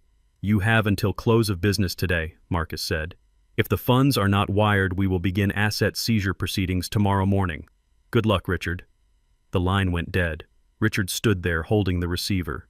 His heart was hammering against his ribs like a trapped bird. $75 million. Today. He didn't have $75 million. He didn't have $5 million. He was cash poor and asset heavy, and now the assets were worthless. He dropped the phone. It hit the desk with a crack. Panic is a funny thing. It starts slow like a leak in a dam, and then all at once the wall breaks. Richard didn't think. He didn't plan. He reacted. He grabbed his cell phone. His fingers fumbled over the screen. He called his CFO. Voicemail. He called his lawyer. Voicemail. He called his friends, the ones who drank his wine and ate his food. Voicemail. Voicemail. Voicemail. The rats could smell the water rising. The ship was sinking, and Richard Sterling was standing alone on the bridge. "Phoenix," he whispered.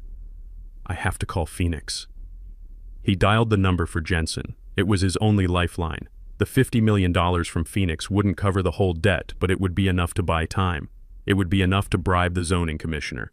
It would be enough to get the insurance back. "Pick up," Richard hissed, pacing his office. "Pick up, you useless lawyer," Jensen answered on the fourth ring. "Mr. Sterling," Jensen said calmly. "I assume you have seen the news." "Jensen." "Where is the money?" Richard screamed. "I checked the accounts. The wire hasn't hit. The bank is calling the loan. I need that $50 million released right now." "I am afraid there is a complication," Jensen said. "Complication," Richard roared. "We have a contract. I signed your damn guarantee. I polished the shoes of your assistant. Give me my money." The board has flagged the transaction, Jensen said, his voice smooth as silk. Due to the stop work order and the insurance cancellation, the risk profile of the project has changed. The chairman has put a hold on the funds. You tell the chairman that I will sue him, Richard shouted. I will burn Phoenix Holdings to the ground. You are not in a position to burn anything. Mr. Sterling Jensen replied, cold and sharp. You are in default. Technically, we could walk away right now and leave you to the sharks. Richard stopped pacing. He leaned against the glass wall. The city below looked dizzying. Please, Richard whispered. His voice broke. Please, Jensen, I need this. I will lose everything. There was a long silence on the line. I was listening from the cabin. I heard the desperation in his voice. It was the sound of a man who finally realized he was mortal. There is one way, Jensen said slowly. What is it? Richard asked. Anything. I will do anything. The chairman is willing to reconsider, Jensen said. But he wants to meet you. Fine, Richard said. I will come to your office. I will be there in 10 minutes. No, Jensen said. The chairman is not in the office. He is inspecting a potential acquisition property on the south side. He wants you to meet him there. He wants to look you in the eye and see if you are still worth the investment. The south side, Richard asked. Why would he be there? He likes to see where the real value is hidden, Jensen said. Do you want the meeting or not? Send me the address, Richard said, grabbing his coat. I watched on my laptop screen as Jensen sent the text message. I watched as the blue bubble appeared on Richard's phone. 1402 Oak Street. Richard stopped. He stared at the phone. He knew that address. It was burned into his memory. That is the slums, Richard muttered to himself. That is the shack. That is where I sent Damon. He paused. Why would the chairman of a billion-dollar equity firm be at the shack of a retired janitor? Then a thought crossed his mind. I could see it on his face through the security camera I had hacked in his office. Hope. Delusional, twisted hope. He thinks the chairman is buying the land, Richard said to the empty room. Of course, it is a gentrification play. He is going to bulldoze that whole miserable neighborhood and build condos. He is a visionary, just like me. Richard grabbed his briefcase. He fixed his tie in the reflection of the window. I can sell this, he told himself. I can show him I understand the vision. I can show him we are partners.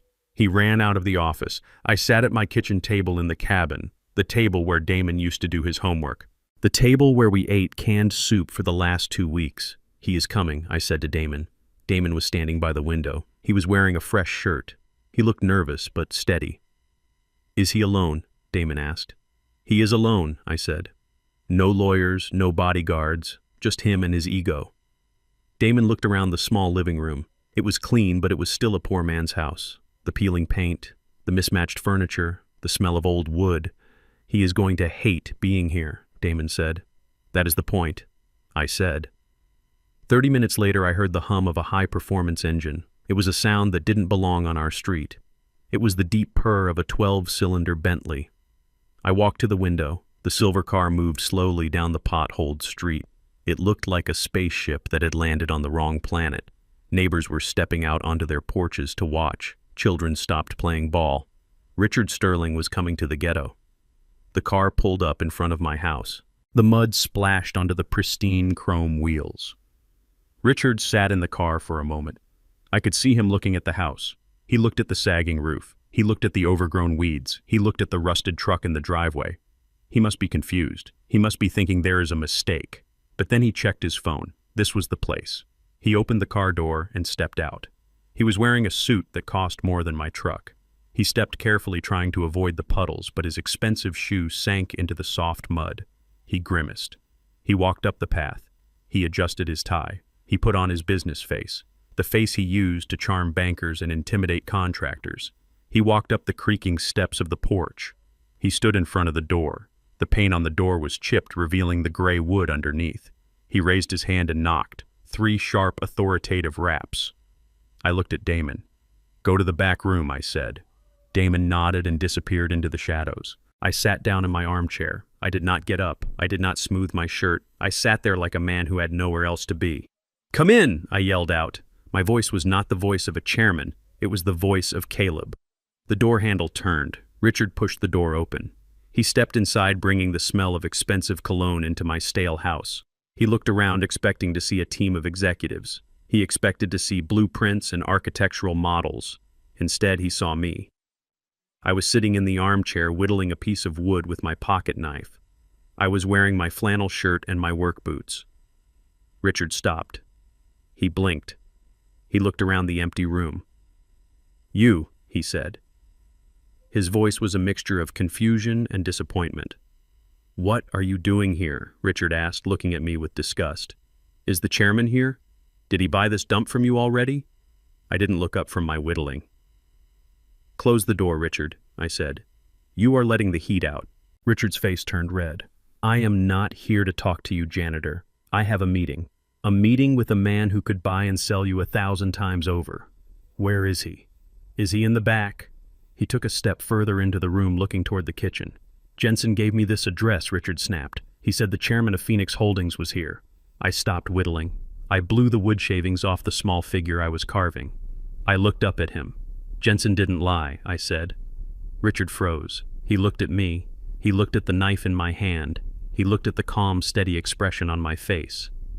"What did you say?" Richard whispered. "I said Jensen didn't lie," I repeated slowly. Richard laughed. It was a nervous, high-pitched laugh. You are the chairman.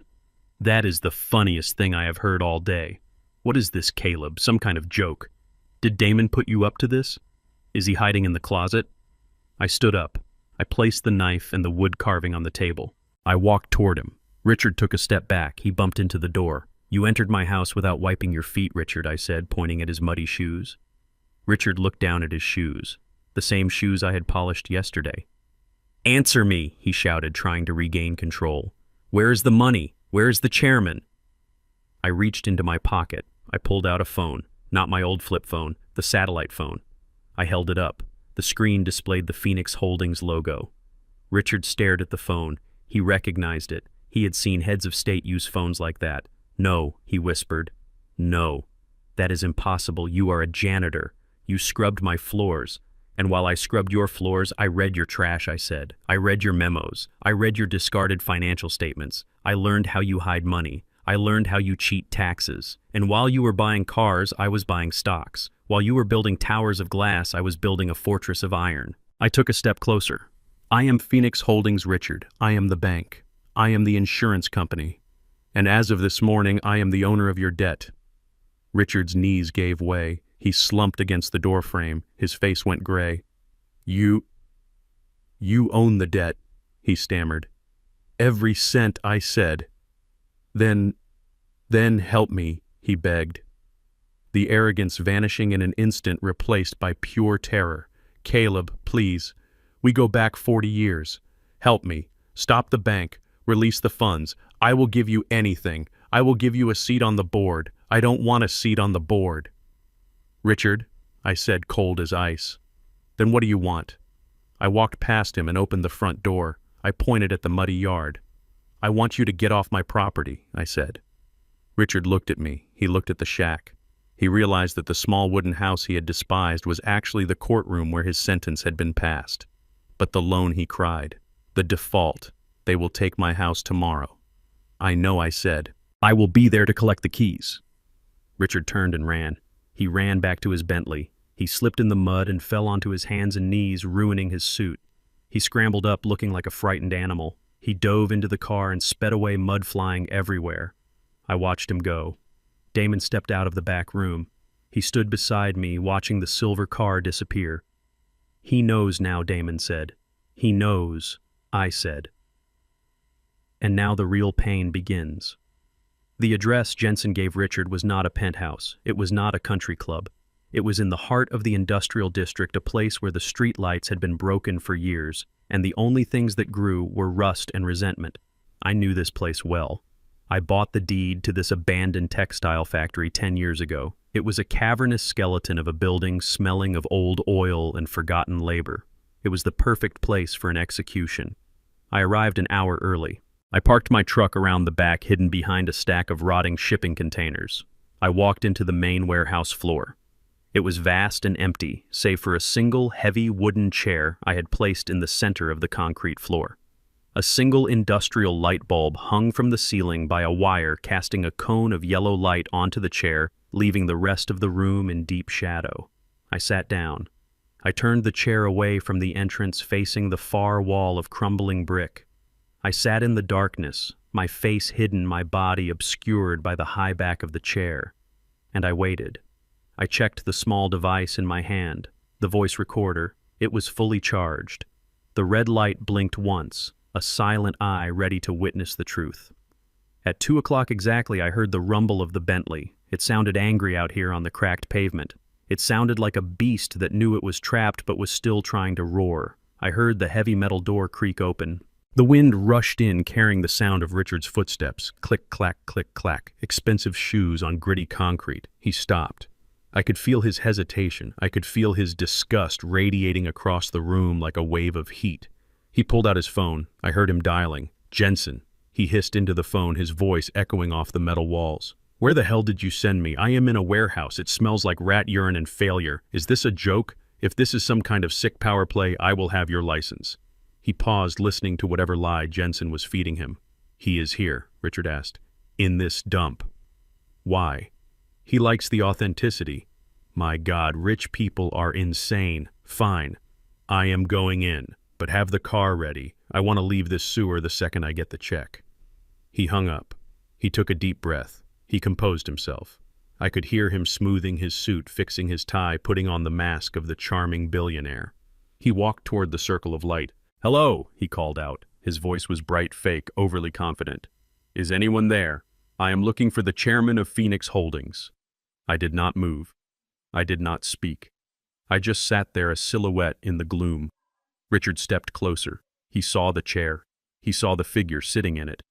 Ah, there you are, he said, stopping at the edge of the light. Mr. Chairman, it is an honor to meet you. I must say you have quite the eye for atmosphere. Very industrial, very raw. I can see why you like it. It reminds us of where the work gets done, doesn't it? I remained silent. I wanted him to sweat. I wanted him to fill the silence with his own ego. Richard chuckled nervously. He took another step. I know you are a busy man, so I will get straight to the point. We have a small hiccup with the bank. A misunderstanding, really. Bureaucrats, you know how they are. They see a stop work order and they panic. But the Skyline project is sound. It is a gold mine. I just need you to override your board. Release the $50 million. Once the concrete starts pouring again, the city will back off. We just need to grease the wheels. I slowly raised my hand. I signaled for him to stop. He froze. You are a man of few words, Richard said. I respect that. Money talks right. That is my motto too. I cleared my throat.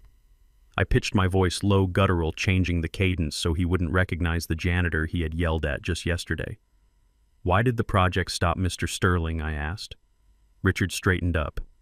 He thought he was talking to a peer. He thought he was talking to another shark. Sabotage, he said quickly. Pure and simple. I have enemies. Jealous competitors who can't stand to see a visionary succeed. They planted fake stories about safety violations. They bribed the zoning commissioner. It is a witch hunt. And your architect, I asked, my voice remaining in the shadows. I heard he was fired. Was he incompetent? Richard laughed. It was a loud, ugly sound that bounced off the steel beams. Incompetent. No. He was talented, I will give him that. But talent is cheap. You can buy talent on every street corner. No. The problem with Damon was not his skill. It was his background. His background, I repeated, prompting him. Richard walked around the edge of the light, pacing like he was giving a lecture. You and I, we are men of the world, Mr. Chairman. We understand that success isn't just about money. It is about breeding. It is about pedigree. You don't put a racehorse engine in a donkey cart and expect to win the Derby. I gripped the armrest of the chair. My knuckles turned white in the darkness. Go on, I said. Damon was a charity case. Richard continued, his voice dropping to a conspiratorial whisper. He came from nothing. His father is a nobody, a janitor who lives in a shack. I tried to elevate him. I gave him my name. I let him marry my daughter. I thought I could wash the gutter off of him. But you know what they say. You can take the boy out of the slum, but you can't take the slum out of the boy. I pressed the record button on the device in my lap. He polluted my family, Richard said, spitting the words out. He made my daughter soft. He filled her head with romantic nonsense about love and equality.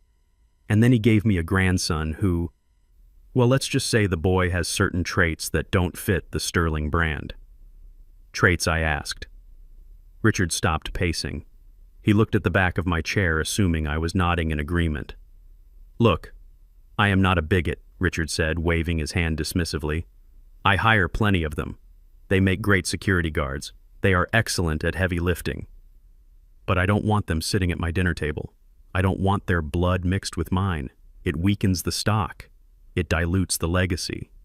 He laughed again. So I did what any good gardener does. I pruned the dead weight. I cut him loose. I kicked him and his brat out. I told him he wasn't worthy. And you know what? It felt good. It felt like cleaning out a clogged drain. Now my company is pure again. My family is secure. We are ready to soar. That is why this investment is so safe. I have removed the weak link. I looked down at the recorder. The little red light was pulsing, capturing every vile word, every ounce of hatred, every confession of his twisted soul. He called my son a clogged drain. He called my grandson a weak link. He called my bloodline a pollution. This was not just business anymore. This was a confession. And in the world of high finance where reputation is currency, this recording was a nuclear bomb. You seem very sure of yourself, Richard, I said. I am, Richard replied. I am a Sterling. We are born to rule. We don't apologize and we don't mix with the help. So what do you say? Do we have a deal? Will you release the funds so I can finish my tower and look down on this city like I deserve? I stopped the recording. I saved the file. I stood up. Richard took a step back, surprised by my sudden movement. He still couldn't see my face. We have a deal, Richard, I said, turning my body slightly still, keeping my face in the shadow. But not the one you think. Richard squinted, trying to see me. What do you mean? I mean that you are right about one thing, I said, stepping fully into the circle of yellow light. Richard's eyes widened. He blinked. He tilted his head. You can't take the slum out of the boy, I said, my voice returning to its natural tone, the voice of Caleb Bennett.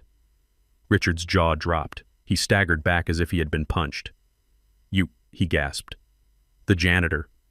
Hello, Richard, I said, holding up the recorder. No. Richard stammered, shaking his head violently. No. This is a nightmare. I am hallucinating. You are shining shoes. You are poor. You cannot be the chairman. I walked toward him. He retreated until his back hit a rusty support beam. I am the chairman, I said, towering over him. I am Phoenix Holdings. I am the bank. I am the insurance. And now, thanks to you, I am the man who holds the tape that will destroy your reputation forever. Give me that. Richard shrieked, lunging for the recorder. I caught his wrist in midair. I twisted it effortlessly, forcing him to his knees on the dirty concrete. You said you don't want my blood mixed with yours, I whispered, leaning down into his face. You said we are only good for heavy lifting. Well, Richard, you are right. I am doing the heavy lifting now. I am carrying your fate in my hands. And it is very, very heavy. I released him. He fell into the dust, coughing and sputtering. You recorded me, he cried, looking up with wild eyes. You trapped me. I didn't trap you, Richard, I said, turning to walk away. I just handed you a shovel. You are the one who decided to dig. I walked toward the exit, leaving him kneeling in the circle of light alone in the vast, empty warehouse. You can't do this, Richard screamed after me, his voice cracking with panic. You can't release that tape. It will ruin me. I will be a pariah. I stopped at the door. I didn't turn around. You are already ruined, Richard, I said. The tape is just the eulogy. I pushed the heavy door open and walked out into the gray afternoon. The air smelled of rain and justice. I climbed into my truck. I placed the recorder on the dashboard. It was done. The trap was sprung. The beast was captured. Now it was time to let the world see what kind of monster had been hiding in the penthouse. And it was time for Damon to hear exactly what his father-in-law really thought of him. It would break his heart, but it would also set him free. The victory at the warehouse felt sweet, but victory often has a bitter aftertaste. We returned to the cabin that evening feeling like we had finally turned the tide. Damon was quieter, absorbing the reality of what I had told him about the trap I set. Sarah was cooking dinner, trying to make the meager ingredients I had in the pantry taste like a celebration. But the air was heavy. The stress of the last 2 weeks, the fear, the hunger, the constant threat of homelessness had taken a toll that we had not yet calculated. We were sitting at the table when it happened. Sarah dropped a fork. It clattered loudly onto the floor. I looked up. Her face was the color of ash. She swayed on her feet, her hand gripping the edge of the table so hard her knuckles were white. "Damon," she whispered. And then she collapsed. She did not fall gracefully like they do in the movies. She fell like a stone, hitting the floor with a terrifying thud that shook the whole room. Damon screamed. He was at her side in a split second. I was right behind him. She was breathing, but it was shallow and ragged. Her skin was cold and clammy. We rushed her to St. Jude's Hospital in my truck. I drove like a madman, running red lights, my hand on the horn. Damon sat in the back, holding her head in his lap, crying, pleading with her to wake up. The next hour was a blur of white coats and beeping machines. I sat in the waiting room, holding Leo, who was terrified. I stared at the clock on the wall. Each second felt like an hour. Each minute felt like a lifetime. Finally, a doctor came out. He looked tired. "Mr. Bennett," he asked. Damon jumped up. "Is she okay? Is she alive?" "She is stable," the doctor said. "She is dehydrated and suffering from extreme exhaustion and stress, but the good news is the baby is fine." Damon froze. "The baby." "Yes," the doctor smiled faintly. "She is 8 weeks pregnant. But Mr. Bennett, I have to be clear.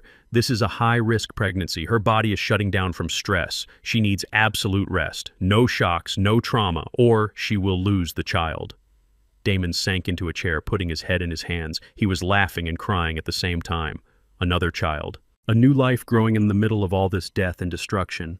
We were allowed to see her. She was awake, lying in a hospital bed, hooked up to an IV drip. She looked small and fragile against the stark white sheets.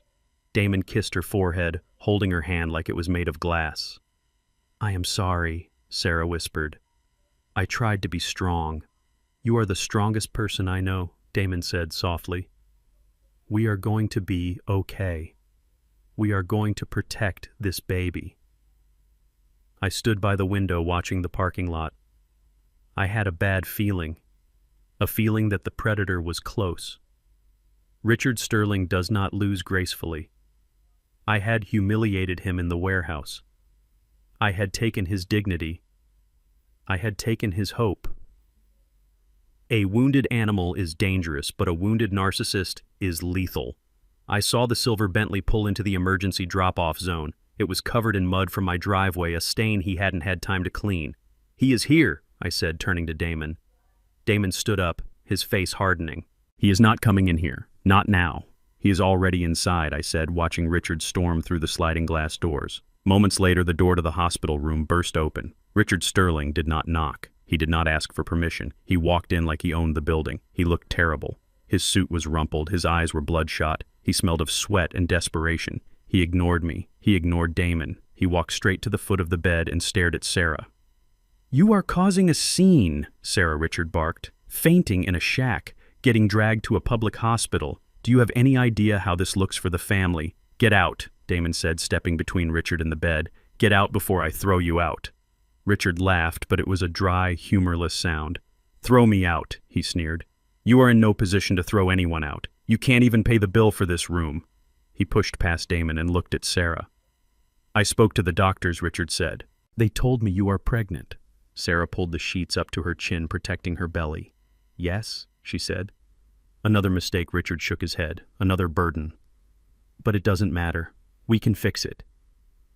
"What do you mean, fix it?" Sarah asked, her voice trembling. "I made a deal," Richard said, his eyes wide and manic. "I just left a meeting with a new partner, a man named Mr. Henderson. He is very interested in the Sterling brand. He is willing to invest $75 million to save the company, enough to pay off Phoenix Holdings, enough to pay off the bank." "That is great," Dad Sarah said, confused. "So you are saved?" "Not yet," Richard said, leaning over the bed. "Mr. Henderson has a condition. He wants to merge our families. He has been admiring you from afar, Sarah. He is 55 years old, a widower, very respectable. He wants a wife." The room went deadly silent. I felt the bile rise in my throat. "You are selling me," Sarah whispered. like a piece of furniture. "I am securing your future," Richard shouted, slamming his hand on the bed rail, making Sarah jump. "Look at you. You are dying in that shack. You are starving. This man can give you the world. All you have to do is sign the divorce papers with this loser and marry Henderson. He doesn't even mind the pregnancy. He said he will send the baby away to boarding school when it is born." "You are insane," Sarah cried, tears streaming down her face. "Get away from me. I love Damon. I am having his child." "Love," Richard screamed, his face turning purple. "Love does not pay the mortgage, Sarah. Love does not stop the bank from taking my house tomorrow. I need this deal. I need you to do your duty. You owe me this. I gave you life. Now you give me mine back." He reached into his jacket and pulled out a crumpled document. "Sign it," he hissed, shoving the paper into her face. "Sign the divorce papers, now." "I won't," Sarah sobbed, pushing his hand away. Richard snapped. The stress, the humiliation at the warehouse, the impending bankruptcy, it all boiled over. "You ungrateful little bitch," he roared. He raised his hand and slapped her. It was a hard, vicious slap. It echoed through the sterile room. Sarah's head snapped back, hitting the pillow. Her lips split open. Time stopped. I saw the red mark forming on her pale cheek. I saw the shock in her eyes, but I didn't have time to move, because Damon moved first. He didn't scream. He didn't shout. He just launched himself across the room. He was not an architect in that moment. He was a missile. He hit Richard with the force of a freight train. His fist connected with the center of Richard's face. Crack! The sound of cartilage shattering was sickening and satisfying all at once. Richard's nose collapsed. Blood sprayed across the white sheets. Richard went down screaming, clutching his face. Damon didn't stop. He was on top of him, raining down punches. Years of suppression, years of insults, years of being called unworthy came pouring out of him in a torrent of violence. "You touched her!" Damon roared, pounding Richard's ribs. "You touched her!" "Damon, stop!" I yelled, grabbing my son by the shoulders and hauling him off. "You will kill him!" Damon struggled against me, his chest heaving, his knuckles raw and bloody. He hit her. Damon panted, his eyes wild. "He hit my wife." Richard lay on the floor, groaning, curling into a fetal position. Blood was pouring from his nose, ruining his expensive shirt. He looked up at us. His face was a mess. One eye was already swelling shut. But then he smiled. It was a bloody, broken smile. "Help," he screamed. "Help! Murder! He is trying to kill me!" 2 security guards burst into the room, followed by a police officer who was stationed in the ER. They saw Richard on the floor, bleeding. They saw Damon standing over him with bloody hands. "Get on the ground," the officer shouted, drawing his taser. No, Sarah screamed, trying to get out of bed. He was protecting me. He hit me first. But Richard was already playing the part. "He attacked me." Richard wailed, spitting blood. "I came to visit my sick daughter, and this maniac jumped me. Look at my face. He broke my nose. I want to press charges. I want him arrested for attempted murder." The officer didn't wait for explanations. He grabbed Damon and slammed him against the wall. Damon didn't fight. He looked at Sarah. "I love you," he said as the handcuffs clicked shut around his wrists. Richard struggled to his feet, helped by a security guard. He grabbed a towel and held it to his bleeding nose. He looked at Damon being dragged out of the room. Then he looked at Sarah. "You see what you did?" Richard hissed, his voice nasally and thick with blood. "You chose him. And now he is going away." He leaned in close to her, ignoring the blood dripping onto the floor. "I know the district attorney, Sarah. I play golf with him. I will make sure Damon gets 10 years for this. Aggravated assault on a senior citizen. He will rot in a cell. He will never see that baby born." Sarah sobbed uncontrollably, clutching her stomach, unless Richard whispered, his eyes cold and dead. "Unless you sign the papers. You sign the divorce papers, you marry Henderson, and I will drop the charges. I will let him go." He stood up and adjusted his bloody jacket. "You have until morning to decide. A husband in prison or a father with a saved company. The choice is yours." He walked out of the room, leaving a trail of blood drops on the linoleum. I stood there in the silence. The monitor by Sarah's bed was beeping rapidly, signaling her distress. I walked over to her. I took her hand. "Caleb," she wept, "he is going to destroy us. He is going to put Damon in prison forever." I squeezed her hand. I looked at the door where my son had just been taken away in chains. Richard Sterling thought he had played his ace. He thought violence was his trump card. He thought that by putting Damon in a cage, he could force us to surrender. He was wrong. I wiped a tear from Sarah's cheek. "Rest, Sarah," I said, my voice low and calm. "Do not worry about Damon." "But the police," Sarah cried. "The charges." "Richard broke a law of nature tonight," I said. "He spilled blood in a sanctuary, he threatened a mother, and he thinks the police can protect him." I walked to the window and looked out at the night. The rain had started again. "He put Damon in a cell to keep him away from the fight," I whispered. "But he forgot about the other Bennett." I pulled out my phone. "Richard thinks he controls the law," I said. "But tomorrow morning he is going to find out that I own the courthouse." I dialed Jensen.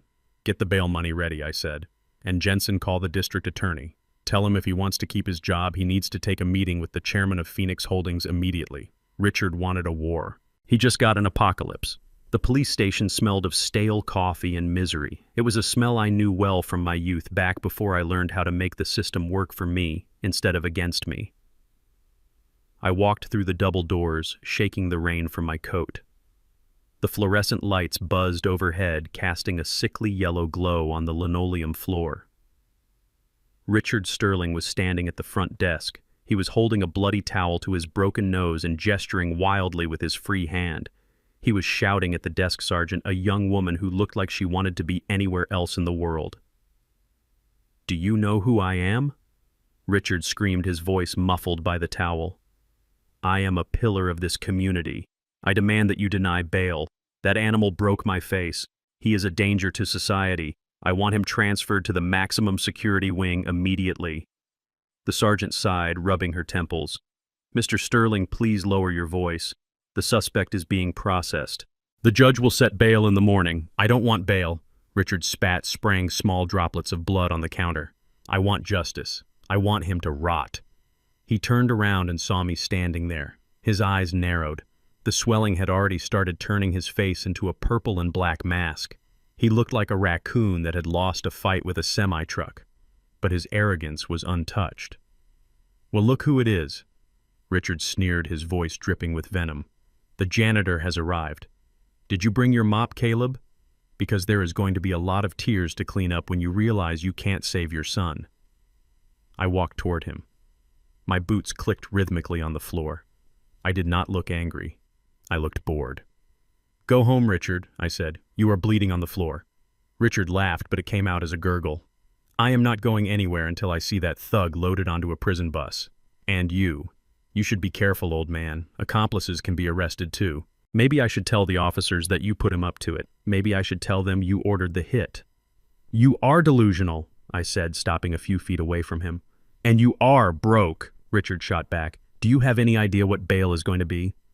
$50,000, maybe more. What are you going to do? Pawn your truck, sell your kidney? You don't have that kind of money, Caleb. You are going to walk out of here alone, and your son is going to spend the next 10 years wondering why his daddy couldn't save him." Richard turned back to the sergeant, slamming his hand on the desk. "Officer, throw this man out. He is loitering. He is bothering a victim of violent crime." The sergeant looked at me. She looked at my old clothes. She looked at my gray hair. She opened her mouth to ask me to leave. But before she could speak, the door to the captain's office opened. Captain Miller stepped out. He was a large man with broad shoulders and a face carved from granite. He ran the precinct with an iron fist. He was not a man who tolerated nonsense. "What is all this noise?" Miller barked, looking at Richard. Captain Richard said, straightening his tie, trying to look dignified despite the blood. "I am Richard Sterling. I am the victim here. I was just telling your sergeant to remove this vagrant from the premises." Richard pointed a shaking finger at me. Captain Miller looked at where Richard was pointing. He saw me. The scowl vanished from the captain's face. His posture changed instantly. He didn't look at a vagrant. He looked at a mentor. He walked around the desk, ignoring Richard completely. He walked straight up to me and extended his hand. "Mr. Bennett Miller," said, his voice warm and respectful. "I didn't know you were coming down here tonight.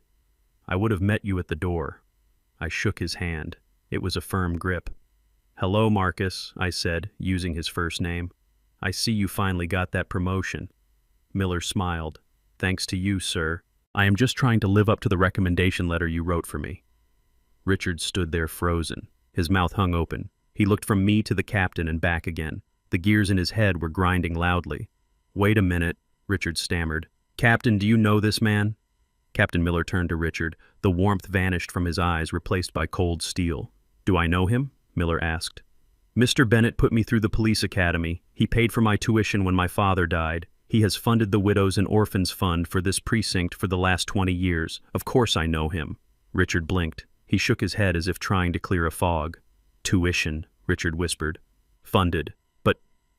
But he is a janitor. He shines shoes. He lives in a shack. Captain Miller looked at Richard like he was insane. A janitor, Miller repeated. Sir, Mr. Bennett owns half the commercial real estate in this district. The building you are standing in right now sits on land leased from the Bennett Trust. He isn't a janitor. He is the landlord. The silence that followed was heavy enough to crush a man. Richard stared at me. He looked at my flannel shirt. He looked at my work boots. He was trying to reconcile the image of the servant he despised with the reality of the power standing in front of him. No, Richard muttered. No, that is impossible. It is a lie. He is tricking you. He is a con artist. Miller ignored him. He turned back to me. Mr. Bennett, I assume you are here for your son Damon? Yes, Marcus, I said. There was a misunderstanding at the hospital. I read the report, Miller said, lowering his voice. Your son was defending his pregnant wife, and frankly, considering the man he hit, I am surprised he stopped at one punch. Miller glanced at Richard with thinly veiled disgust. We were going to release him on his own recognizance anyway, Miller continued. But since you are here, we can expedite the process. I will have the paperwork waived. You can take him home right now. Thank you, Marcus, I said. I appreciate it. Richard exploded. You can't do that, he screamed, spraying blood again. This is corruption. This is bribery. I will call the mayor. I will have your badge. You can't just let him go because his daddy bought you a badge. Captain Miller took a step toward Richard. He towered over the smaller man. Mr. Sterling Miller said, his voice dangerously low. If you shout in my station one more time, I will have you arrested for disorderly conduct and public intoxication. And unlike Damon Bennett, you will not be going home tonight. Do I make myself clear? Richard shrank back. He clutched his towel. He looked at me with pure hatred, but beneath the hate there was fear. A deep, gnawing fear that he had stepped into a world he didn't understand. Fine, Richard hissed. Let him go. It doesn't matter. I will sue him in civil court. I will take every penny of this imaginary fortune you claim to have. Miller nodded to the sergeant. Bring him out. A moment later, the heavy metal door buzzed. Damon walked out. He wasn't wearing handcuffs. He looked tired, and his knuckles were bruised, but his head was high. When he saw me, he let out a breath he had been holding for hours. Dad, Damon said, walking over and hugging me. It is okay, son, I said, patting his back. Let's go home. Sarah is waiting. We turned to leave. Richard was standing by the door, blocking our path. He looked like a gargoyle, beaten and bloody. This isn't over, Caleb, Richard whispered as we passed him. I don't know what game you are playing. I don't know whose money you stole or what lottery you won, but you are still trash. You can buy a captain, but you can't buy class. I stopped. I looked at him. Richard, I said softly, you still think this is about money, isn't it? Richard sneered. No, I said. It is about vision. You see a janitor because that is all you are capable of seeing. You see a shack because you don't know how to look at a foundation. I leaned in closer. And Richard. What? Get that nose fixed. It is hard to look down on people when you can't even see over your own swelling. I walked past him, pushing the door open for my son. We walked out into the cool night air. The rain had stopped. Damon looked at me as we walked to the truck. Dad, he asked. The captain. He treated you like a king. I unlocked the truck door. Invest in people, son, I said. Not just buildings, concrete cracks, but loyalty lasts forever. I looked back at the station. Through the glass doors, I could see Richard Sterling standing in the middle of the lobby alone, arguing with a vending machine. He still didn't get it. He thought I had won a lottery. He thought I had found a lucky ticket. He couldn't comprehend that the man who emptied his trash had been building an empire under his nose for decades. He thinks it is luck, I said, starting the engine. Let him think that, Damon said, rubbing his bruised hand. Exactly, I replied, pulling out of the lot. Because when luck runs out, you have nothing. But when you build something brick by brick, nobody can take it away. Tomorrow was the day. The bank would move. Phoenix Holdings would move. And Richard Sterling would find out that his bad luck had a name. And that name was Bennett. The morning of the shareholder meeting, the sky was a brilliant, mocking blue. It was the kind of day that looked like a new beginning, but for Richard Sterling it was the end of the world. He just didn't know it yet. He woke up that morning believing he had survived the storm. He believed that the meeting with the chairman in the warehouse was a success. He believed that despite the humiliation, despite the recording, despite the broken nose, he had secured the money. He thought he had bought my silence. I parked my truck 2 blocks away from the Sterling Tower. I didn't want Richard to see it. Not today. Today required a different kind of entrance. Damon and Sarah sat in the back seat. Damon looked nervous, pulling at the collar of his shirt. It was a cheap shirt bought from a discount rack, but he wore it with dignity. Sarah looked pale. The stress of the pregnancy and the assault was still etched on her face, but her eyes were clear. She was ready. She was ready to face the father who had sold her. We walked the 2 blocks to the tower. I walked slightly behind them, my head down, wearing a long, worn-out trench coat and my old cap. To the world, I was just the old man trailing behind the young couple. To the world, I was a shadow. The lobby of the Sterling Tower was buzzing with activity. Men in dark suits whispered in corners. Reporters were gathered outside, held back by velvet ropes, hoping for a quote about the collapsed stock price. The smell of fear was thicker than the smell of coffee. Everyone knew the company was bleeding. Everyone knew today was the day the carcass would be picked clean. We approached the security turnstiles. Richard was there. Of course he was there. He was standing near the elevators, flanked by 2 large security guards. He was wearing sunglasses to hide his bruised eyes and a bandage across his nose. He was trying to project strength, but he looked like a battered prize fighter who had stayed in the ring too long. When he saw us, his jaw tightened. He stepped forward, blocking our path. "You have got to be kidding me," Richard hissed. "Good morning, Richard," Damon said steadily. "We are here for the meeting." "The meeting?" Richard laughed, a harsh bark of a sound. "This is a shareholder meeting, Damon. It is for investors. It is for the people who own this city. It is not a soup kitchen. It is not a family reunion. And it certainly is not a place for traitors." He looked at Sarah. "Go home, Sarah. You look terrible. You are embarrassing me." "I am a shareholder, Dad," Sarah said, her voice trembling but firm. "Mom left me shares in her will. I have a right to be here." Richard sneered. "Your shares are negligible. You possess 0.01% of the voting rights. You are a gnat."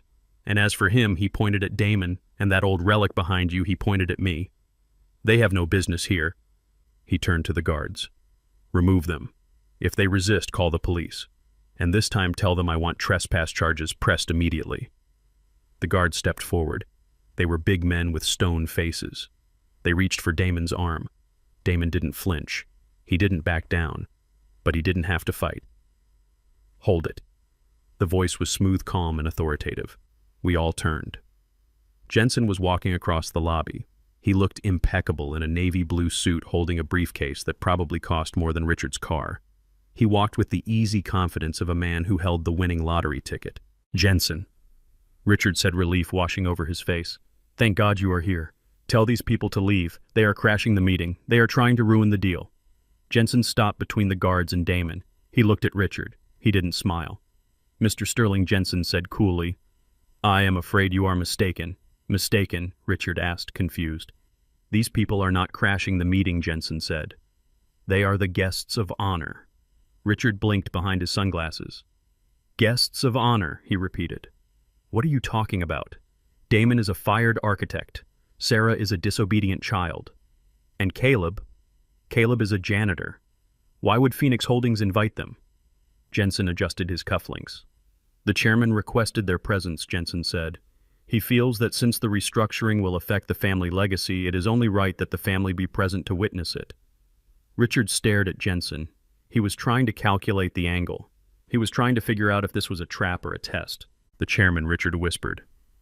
"Yes. Of course. He wants witnesses. He wants them to see my victory. He wants them to see me save the company so they understand how powerful I am." Richard smiled. It was a grotesque expression beneath the bandage. "I understand," Richard said, nodding. "The chairman is a wise man. He wants to teach them a lesson." "Very well. Let them come up. Let them sit in the back. Let them watch the master at work." He stepped aside, waving his hand mockingly toward the elevators. "After you," he said.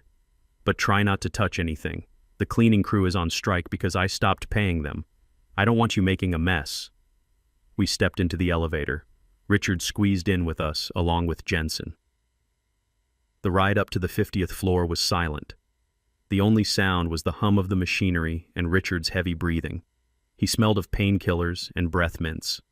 He kept glancing at his reflection in the mirrored walls, adjusting his tie, checking his bandage. He was rehearsing his victory speech. The doors opened. We walked down the plush hallway to the main boardroom. It was packed. 50 of the city's most powerful investors sat around the massive oval table. The air conditioner was humming, but the room felt hot. Sweat beads glistened on foreheads. Papers were shuffled nervously. When Richard walked in, the room went quiet. All eyes were on him. Some looked angry. Some looked pitying. Most just looked worried about their money. Richard walked to the head of the table. He stood behind the chairman's chair, the chair that had belonged to his father, the chair he believed was his birthright. He looked out at the room. He took off his sunglasses, revealing his black eyes. He wanted sympathy. He wanted to look like a warrior. "Ladies and gentlemen," Richard began, his voice booming. "I know you are worried. I know the stock is down. I know the rumors are flying. You have heard that the Skyline project is dead. You have heard that the bank has called our loans." He paused for dramatic effect. "But I am here to tell you that the rumors of my demise have been greatly exaggerated." A few people shifted in their seats. They didn't look convinced. Richard smiled, pointing at Jensen, who was standing by the door. "I have secured a partner," Richard announced. "A partner with vision. A partner with deep pockets. Phoenix Holdings has agreed to inject $75 million into Sterling Corp effective immediately." A gasp went through the room. 75 million. It was a lifeline. It was a miracle. "We are saved," Richard shouted, slamming his hand on the table. "The project continues. The debt is serviced. And I, Richard Sterling, remain your chairman." He looked at Damon and Sarah, who were standing in the back corner of the room. He pointed a finger at them. "And to those who doubted me, he sneered. To those who thought I was weak, to those who thought they could bring me down with petty lawsuits and family drama, watch closely. This is what winning looks like." He turned to Jensen. "Mr. Jensen, if you would please present the final agreement for ratification. The board is ready to vote." Jensen walked to the front of the room. He placed his briefcase on the table. He clicked the latches open. The sound was loud in the silent room. He pulled out a single document. "Thank you, Mr. Sterling," Jensen said. "However, there is a slight correction to your statement." "Correction?" Richard asked, his smile faltering. "Phoenix Holdings is indeed injecting capital," Jensen said, addressing the room. "But we are not doing it as a partner. We are doing it as an owner." The room erupted in whispers. Owner Richard shouted, "What are you talking about? It is a loan, a collateralized loan." "It was a loan," Jensen said calmly. "Until 9 a.m. this morning. At 9 a.m., the loan from Liberty Bank went into default. Phoenix Holdings purchased that debt at 9:01 a.m. So what?" Richard said, wiping sweat from his forehead. "So I owe you the money instead of the bank. I will pay you. Once the funds release, I will pay you." Jensen shook his head. "The terms of the default are clear, Mr. Sterling. Upon default, the holder of the debt has the right to immediate foreclosure on all pledged assets." Jensen picked up the document and held it up. "You pledged the company," Jensen said. "You pledged the building. You pledged your personal estate. And you pledged your voting shares." Richard's face went white. He looked like a man who had just stepped off a cliff and hadn't hit the ground yet. I signed a guarantee," Richard stammered. "But that was a formality. You said it was a formality." "I said it was required," Jensen corrected.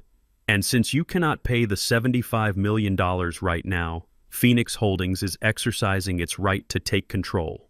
"Take control," Richard whispered. "Yes," Jensen said. "As of this moment, Richard Sterling is no longer the majority shareholder. He is no longer the CEO. And he is certainly no longer the chairman." The room was in chaos. People were shouting questions. Lawyers were checking their phones. Richard grabbed the edge of the table. He looked like he was going to vomit. "You can't do this," he screamed. "Who is the chairman? Who is doing this to me? I want to see him. You said he was coming. Where is he?" Jensen looked at the back of the room. He looked past the screaming shareholders. He looked past the confused board members. He looked at the corner where Damon and Sarah were standing, and right behind them, where I was leaning against the wall in my trench coat. "The chairman is here," Jensen said. Richard followed Jensen's gaze. He looked at the door. He expected a billionaire in a suit to walk in. He expected a stranger. He didn't look at me. He looked right through me. Jensen cleared his throat. "Mr. Bennett," Jensen said, his voice cutting through the noise, "the floor is yours." Richard froze. He turned his head slowly. He looked at Damon. Richard gasped. "No, you are the chairman. That is impossible. You are broke." Damon shook his head slowly. He stepped aside. "Not me," Damon said. He pointed to the shadow behind him. "Him." I stepped forward. I reached up and took off my old cap. I unbuttoned the dirty trench coat and let it slide off my shoulders onto the floor. Underneath, I was not wearing a flannel shirt. I was not wearing a uniform. I was wearing a charcoal gray Tom Ford suit that cost $5,000. My shoes were polished to a mirror shine. My tie was silk. I stood straight. The slouch of the janitor was gone. The limp was gone. I walked toward the table. The room parted for me like the Red Sea. Richard stared at me. His eyes were bulging. His mouth opened and closed like a fish on dry land. "Caleb," he whispered. "Hello, Richard," I said, walking to the head of the table. I stopped right in front of him. I looked at the leather chair. His chair. I think I said, my voice deep and commanding, "You are sitting in my seat." The silence in the boardroom was absolute. It was the kind of silence that usually happens right after a bomb goes off, but before the screaming starts. 50 of the most powerful people in the city were staring at me. They were staring at the man they thought was a janitor, the man they had ignored for decades, the man who had cleaned their trash cans and polished their floors. But they were not looking at a janitor now. I stood there in my charcoal gray Tom Ford suit, a suit that cost more than Richard Sterling's first car. It was tailored to perfection, hugging my shoulders and straightening my spine. The old trench coat lay on the floor, a discarded chrysalis. The cap was gone, revealing my eyes.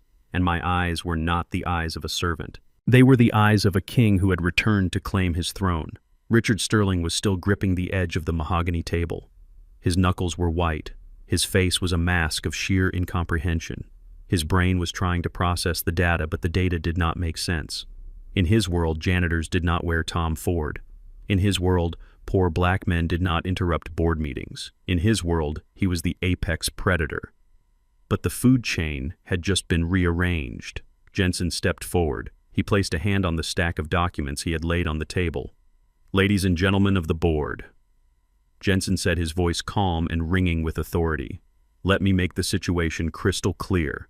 As of 9:01 this morning, Phoenix Holdings acquired 51% of the voting stock of Sterling Corp. Through the conversion of defaulted debt." Jensen paused, letting the numbers sink in. "We are the majority. We are the owners. And as legal counsel for Phoenix Holdings, it is my distinct honor to introduce you to the chairman and the new owner of this company, Mr. Caleb Bennett." A collective gasp went through the room. It sounded like all the oxygen being sucked out at once. Richard made a sound. It was a strangled, pathetic noise like a dying engine. "You," Richard stammered, pointing a shaking finger at me. "You. The old man. The help." I began to walk toward him. I did not rush. I walked with the slow, deliberate rhythm of a man who owns the ground he walks on. My shoes clicked against the polished floorboards, a sound that echoed like a metronome counting down the seconds of Richard's career. I walked past the investors. I saw their faces change. I saw the shock turn into calculation. They were sharks. They didn't care about Richard. They didn't care about friendship. They smelled money. And right now, I smelled like $75 million. I reached the head of the table. I stood right next to Richard. I was taller than him. I was broader than him. And in that moment, I was infinitely more powerful than him.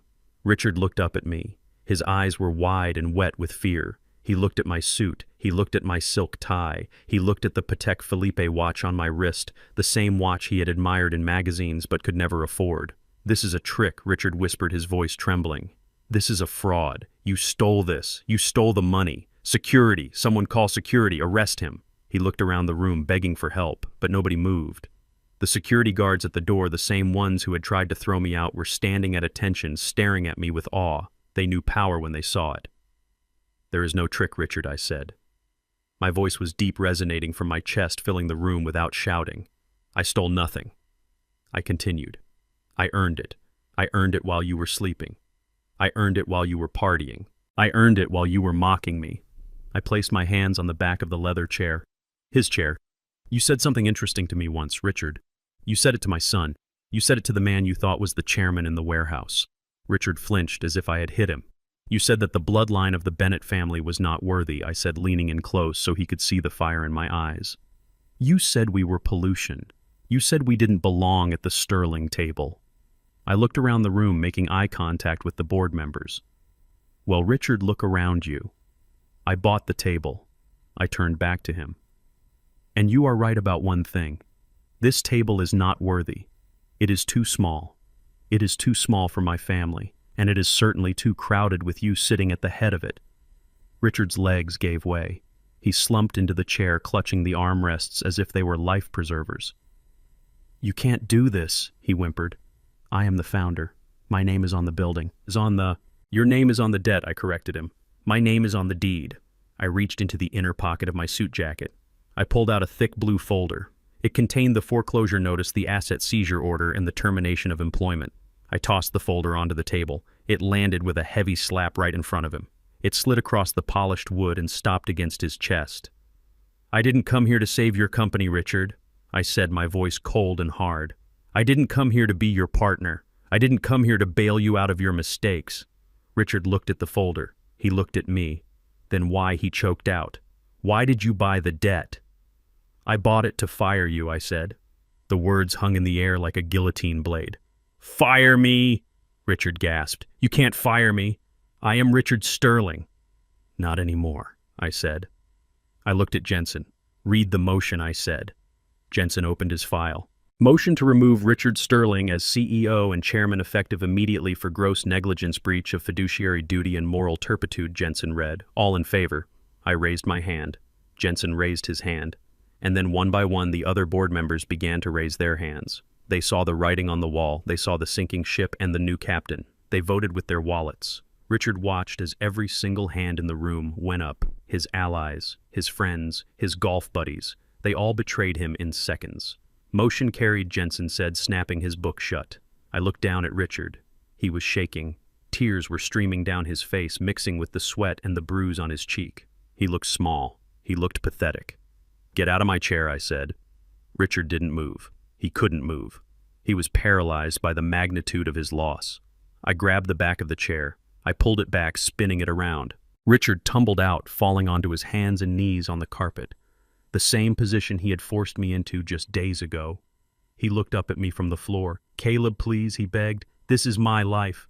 No, Richard, I said, towering over him. This was your life. Now it is my asset. I pointed to the door. You are trespassing, Mr. Sterling. Security, remove him. The two large guards stepped forward, the same guards who Richard had ordered to throw us out. They walked past Damon. They walked past Sarah. They walked straight to Richard. They grabbed him by the arms. Not gently, they hauled him to his feet. Get your hands off me! Richard screamed, struggling weakly. I am the boss. I am the boss. Not anymore, pal, one of the guards said, dragging him toward the exit. Richard looked back at me as he was being dragged away. His eyes were wild. You are a janitor, he screamed. You are nothing. I stood at the head of the table. I smoothed my lapel. I looked at the 50 faces staring at me. I am the janitor, I said to the room, my voice calm and steady. And I just took out the trash. The doors closed behind Richard, cutting off his screams. The room was silent again. I looked at the back of the room. Damon was standing there. He was holding Sarah's hand. He was staring at me with his mouth open. He had never seen me like this. He had never seen the titan that lived inside his father. He looked at the suit. He looked at the chair, and then he looked at my eyes. He smiled. It was a smile of pure pride. I winked at him. Then I turned to the board of directors. I placed my hands on the mahogany table. I looked at the men and women who had enabled Richard's arrogance for years. Now I said, let's get to work. We have a skyline to build, and we are going to build it right this time, with good concrete, with safe steel, and with honor. I sat down in the leather chair. It was warm, it was comfortable, it fit perfectly. The double doors had barely closed when they burst open again. Richard Sterling was not a man who accepted defeat. He was a man who fought dirty, and he was fighting for his life. He had managed to shake off the grip of the guards, his suit jacket torn at the shoulder, his tie askew. He stumbled back into the boardroom, his chest heaving, his face a map of panic and rage. He ran to the center of the room. He looked at the faces of the board members, the men and women he had vacationed with, the people whose children went to school with his daughter. He was looking for a lifeline. He was looking for loyalty. "You cannot do this," he screamed, his voice cracking. "You cannot let this janitor steal my company.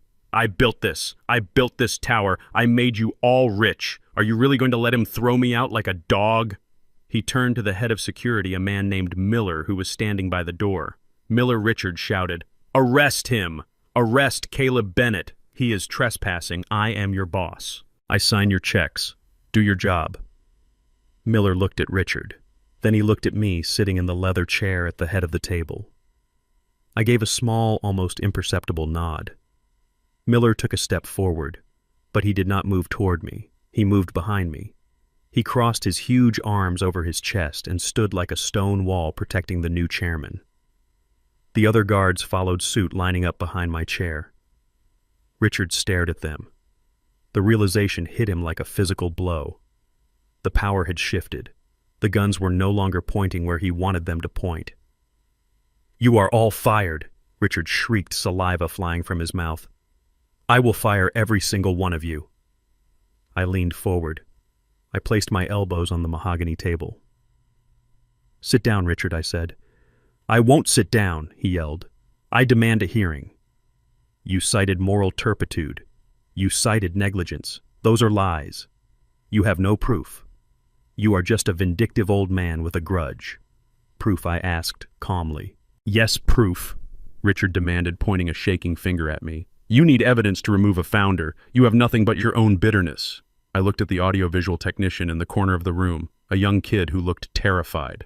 "Connect my phone," I said, sliding the satellite phone across the table.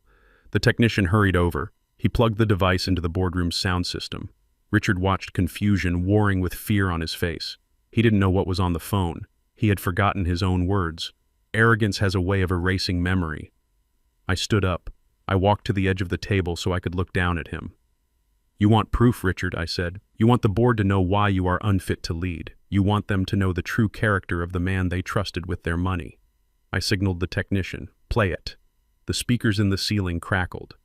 And then Richard's voice filled the room. It was loud, clear, and undeniable. "It was the recording from the warehouse. I don't want them sitting at my dinner table. I don't want their blood mixed with mine. It weakens the stock. It dilutes the legacy." The room went deadly silent. The shareholders looked at each other. Some gasped.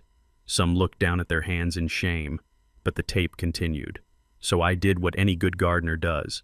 I pruned the dead weight. I cut him loose. I kicked him and his brat out. I told him he wasn't worthy.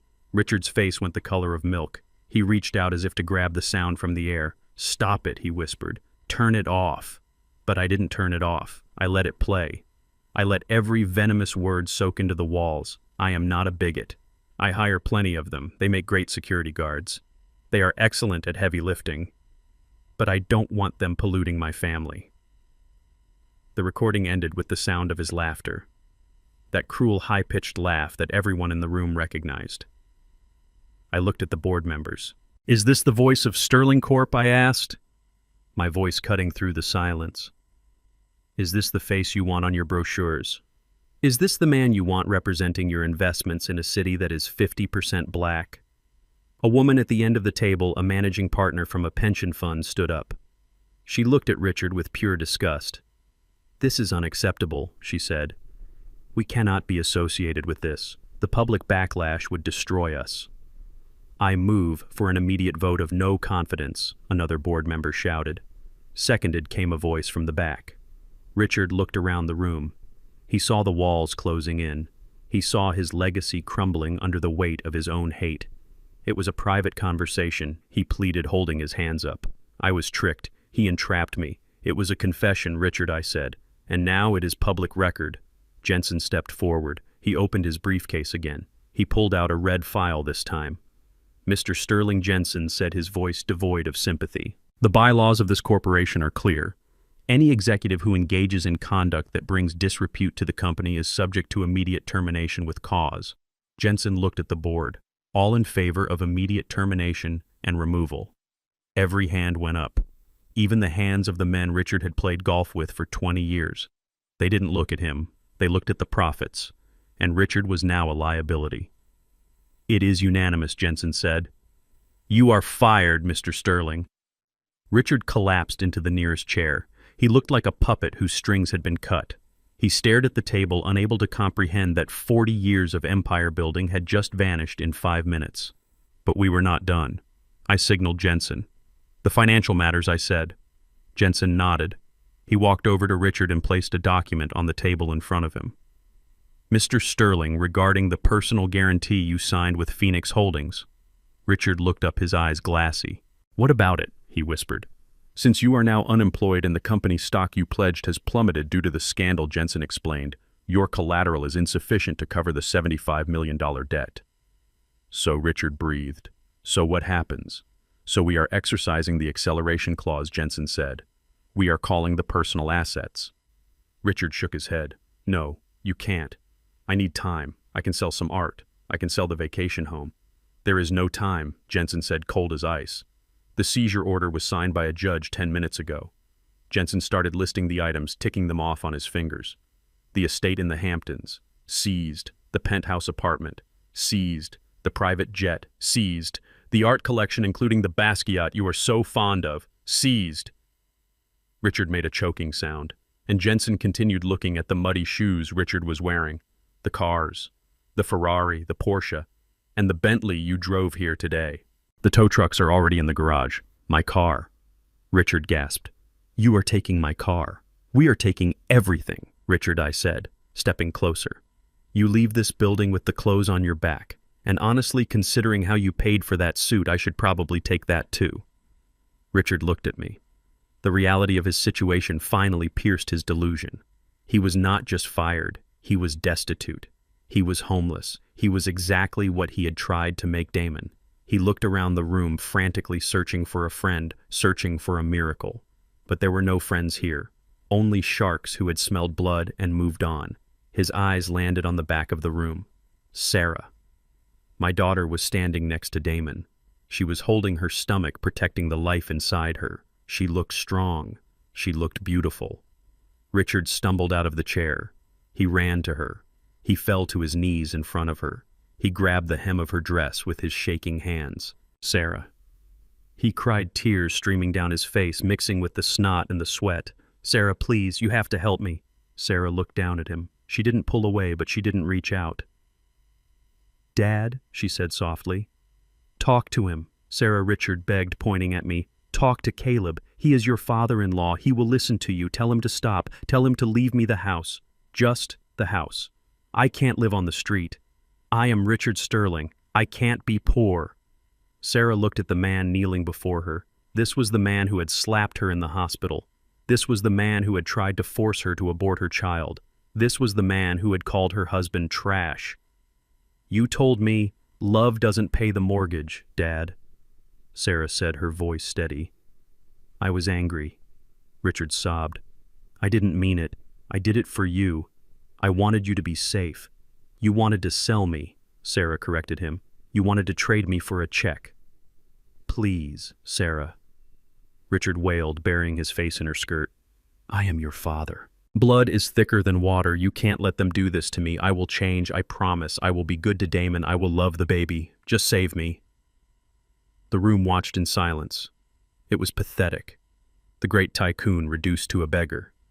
Sarah looked at Damon. Damon looked back at her. He didn't tell her what to do. He let her choose. Sarah looked back down at her father. She reached down and gently removed his hands from her dress. She took a step back, creating a distance that felt like miles. "You said the Bennett bloodline wasn't worthy," Sarah said. Richard looked up, hope flickering in his eyes. "I was wrong," he cried. "I was wrong about everything. They are worthy. They are kings. Just tell him, Sarah."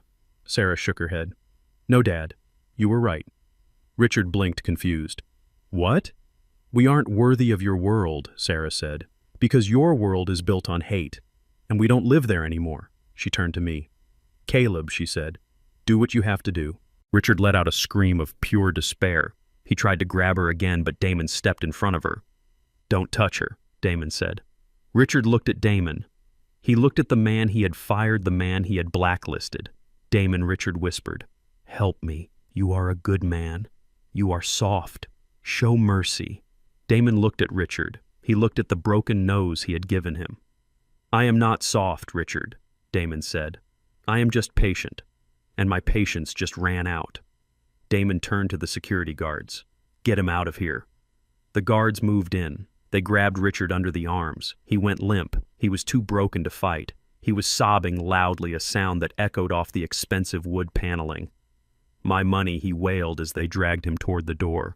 "My life, my legacy." I stood at the head of the table watching him go. I picked up the folder of debt. "Legacy is not what you leave for yourself, Richard," I called out to him. "It is what you leave for your children, and you left them nothing but scars." The doors opened. The flash of cameras from the hallway exploded as the press saw Richard Sterling being dragged out by security. I heard the questions being shouted. "Mr. Sterling, is it true you are bankrupt? Mr. Sterling, why are you crying?" The doors closed. The room was quiet. I looked at the board members. "Meeting adjourned," I said. I walked over to Damon and Sarah. I put my arms around them. "It is done," I said. Sarah buried her face in my chest. She was crying, but they were tears of relief. "Is he gone?" she asked. "He is gone," I said, "and he is never coming back." Jensen walked over. He handed me a set of keys. "The keys to the penthouse," Mr. Chairman Jensen said. "And the keys to the Bentley. It is parked downstairs." I took the keys. I tossed them to Damon. "I think your old car is a little crowded for a growing family," I said. "Take the Bentley." Damon looked at the keys. He looked at me. "Dad," he said, "I can't drive that. It is his car." It is your car, son," I said. "We just need to get the mud off the tires." We walked out of the boardroom. We walked past the empty chair.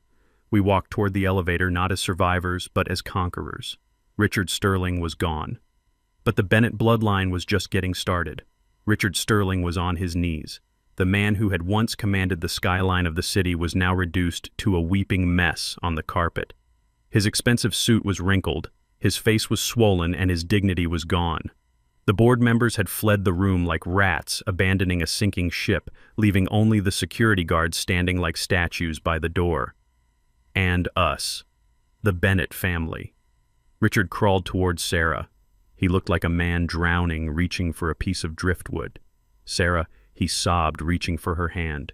"You cannot leave me like this. I am your father. I raised you. I gave you everything. The private schools, the horses, the vacations in Europe. Doesn't that mean anything to you?" Sarah looked down at him. Her face was pale, but her eyes were dry. She had shed all her tears in the hospital room the night he slapped her.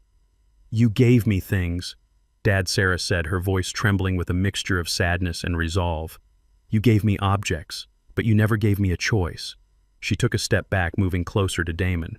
She took Damon's hand, her fingers interlaced with his, locking together like iron. "You told me I had to choose," Sarah continued, looking Richard in the eye. "You stood in that hospital room while I was pregnant and terrified, and you told me I had to choose between my bloodline and my love. You told me that if I didn't divorce Damon, you would let him rot in prison." "I was trying to save you," Richard cried. "I was trying to protect the family name. You were trying to sell me," Sarah said, her voice rising. "You wanted to trade me to Mr. Henderson for a check. You wanted to trade your grandson for a merger. That isn't family, Dad. That is a transaction." She placed her other hand on her stomach, protecting the unborn child. "So I am making my choice," Sarah said. "You told me to choose between the Sterling blood and the Bennett blood." She looked at Damon. She looked at me. She looked at the men who stood by her when she had nothing. "I choose the Bennetts," she whispered. "I choose the family that doesn't put a price tag on love. I choose the family that would burn down the world to save me, not sell me to save a building." "Sarah." "No," Richard wailed, reaching out again.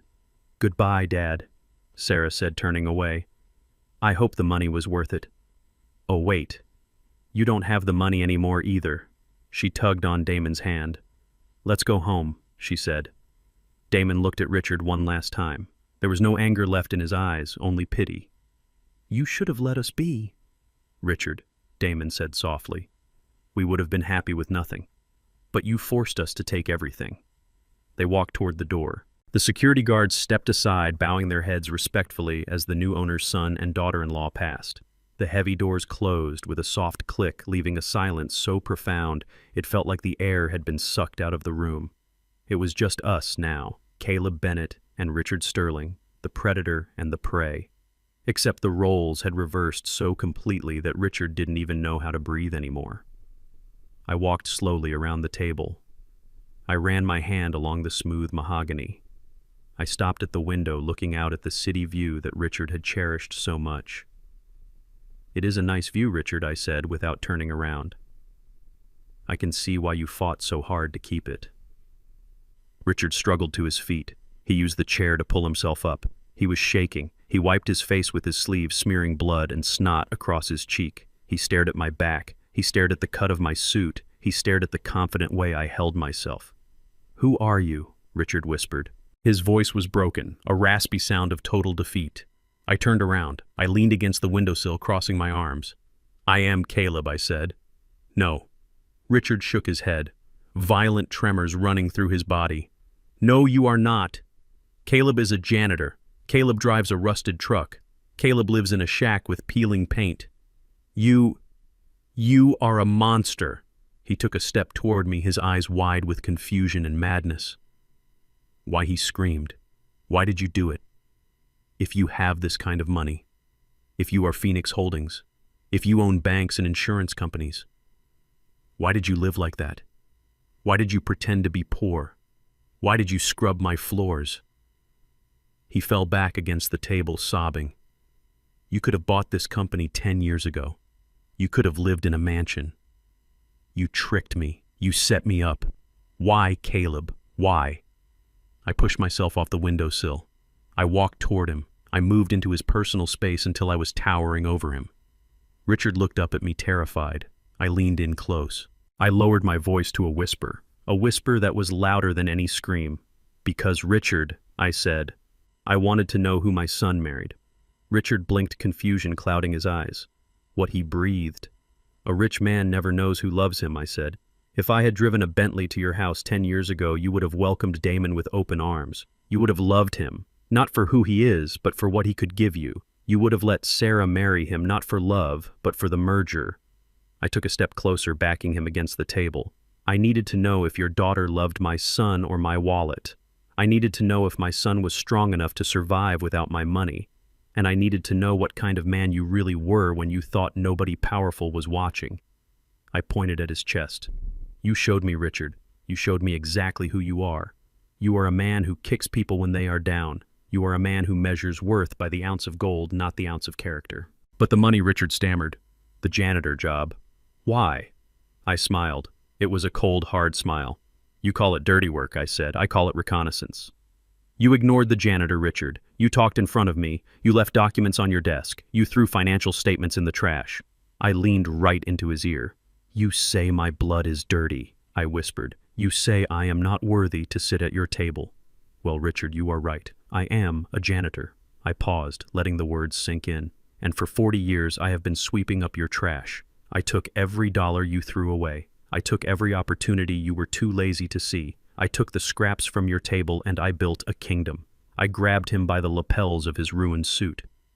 I pulled him close. "You called my bloodline unwashed," I hissed. "Well, this unwashed blood just bought your entire life. I bought your house. I bought your car. I bought the chair you sit in.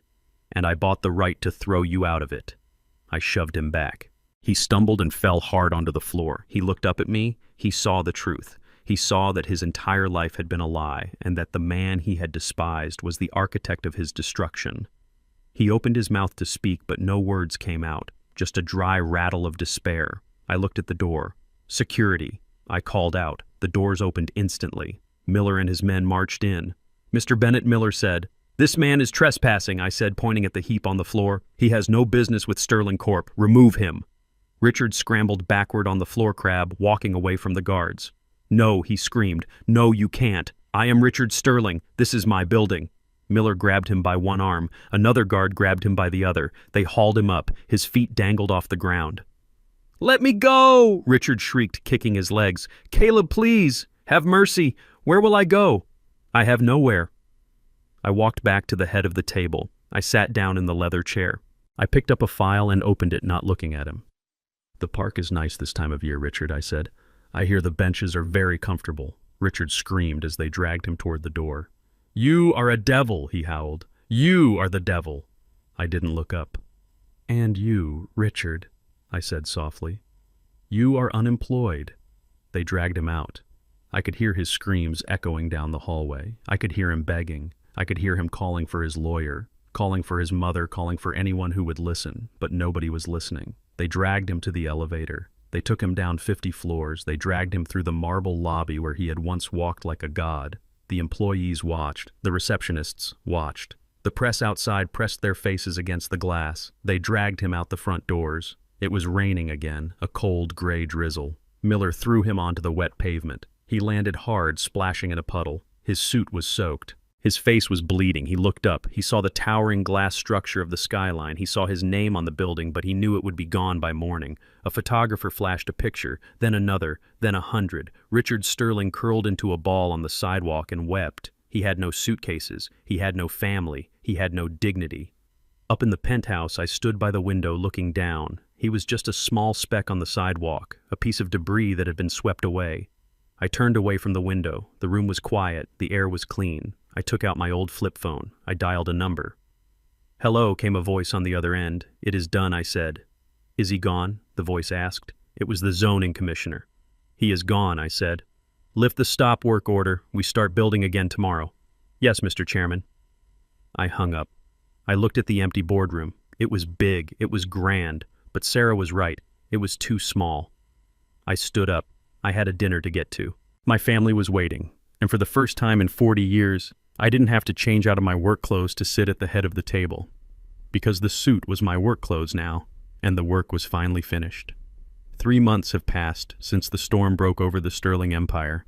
The seasons have changed in Chicago. The biting cold rain of that terrible afternoon has given way to the golden warmth of early autumn. The leaves in Lincoln Park are turning amber and crimson, painting the city in colors of fire and change. I drove my old Ford truck down the familiar streets toward the city center. I could have taken the Bentley. I could have hired a driver. But I prefer the truck. It reminds me of who I am. It reminds me that the man in the Tom Ford suit is still the same man who scrubs his own fingernails at night. I pulled up to the building formerly known as the Sterling Tower. The signage has changed. The massive gold letters that once spelled out Richard's ego have been taken down. In their place is a new sign. Modest, clean, modern, Bennett Sterling Group. I walked into the lobby. The security guards nodded to me, not out of fear, but out of respect. I stopped to ask about their families. I asked Miller if his son made the varsity football team. He beamed and told me he did. Richard never knew Miller had a son. Richard never knew Miller had a name. I took the elevator up to the 50th floor. The atmosphere was different. The silence of fear was gone, replaced by the hum of productivity. People were working, they were talking, they were building. I walked into the corner office. The door was open. Richard always kept it closed. Damon was sitting at the desk. He looked different. The shadows under his eyes were gone, replaced by a clarity of purpose. He was on the phone reviewing blueprints for the restarted Skyline project. He was talking to a foreman, not barking orders, but asking questions. "We need to make sure the foundation is reinforced," he said. "I don't care if it costs more. I want this building to stand for 100 years. He looked up and saw me. He smiled. It was the smile of a man who has found his place in the world. "Hi, Dad," he said, hanging up the phone. "Hello, Mr. CEO," I replied, walking over to the window. The view was the same, but it felt different. It didn't feel like a kingdom anymore. It felt like a responsibility. Sarah walked in a moment later. She was showing now the baby bump visible beneath her dress. She was glowing. She was holding a stack of files.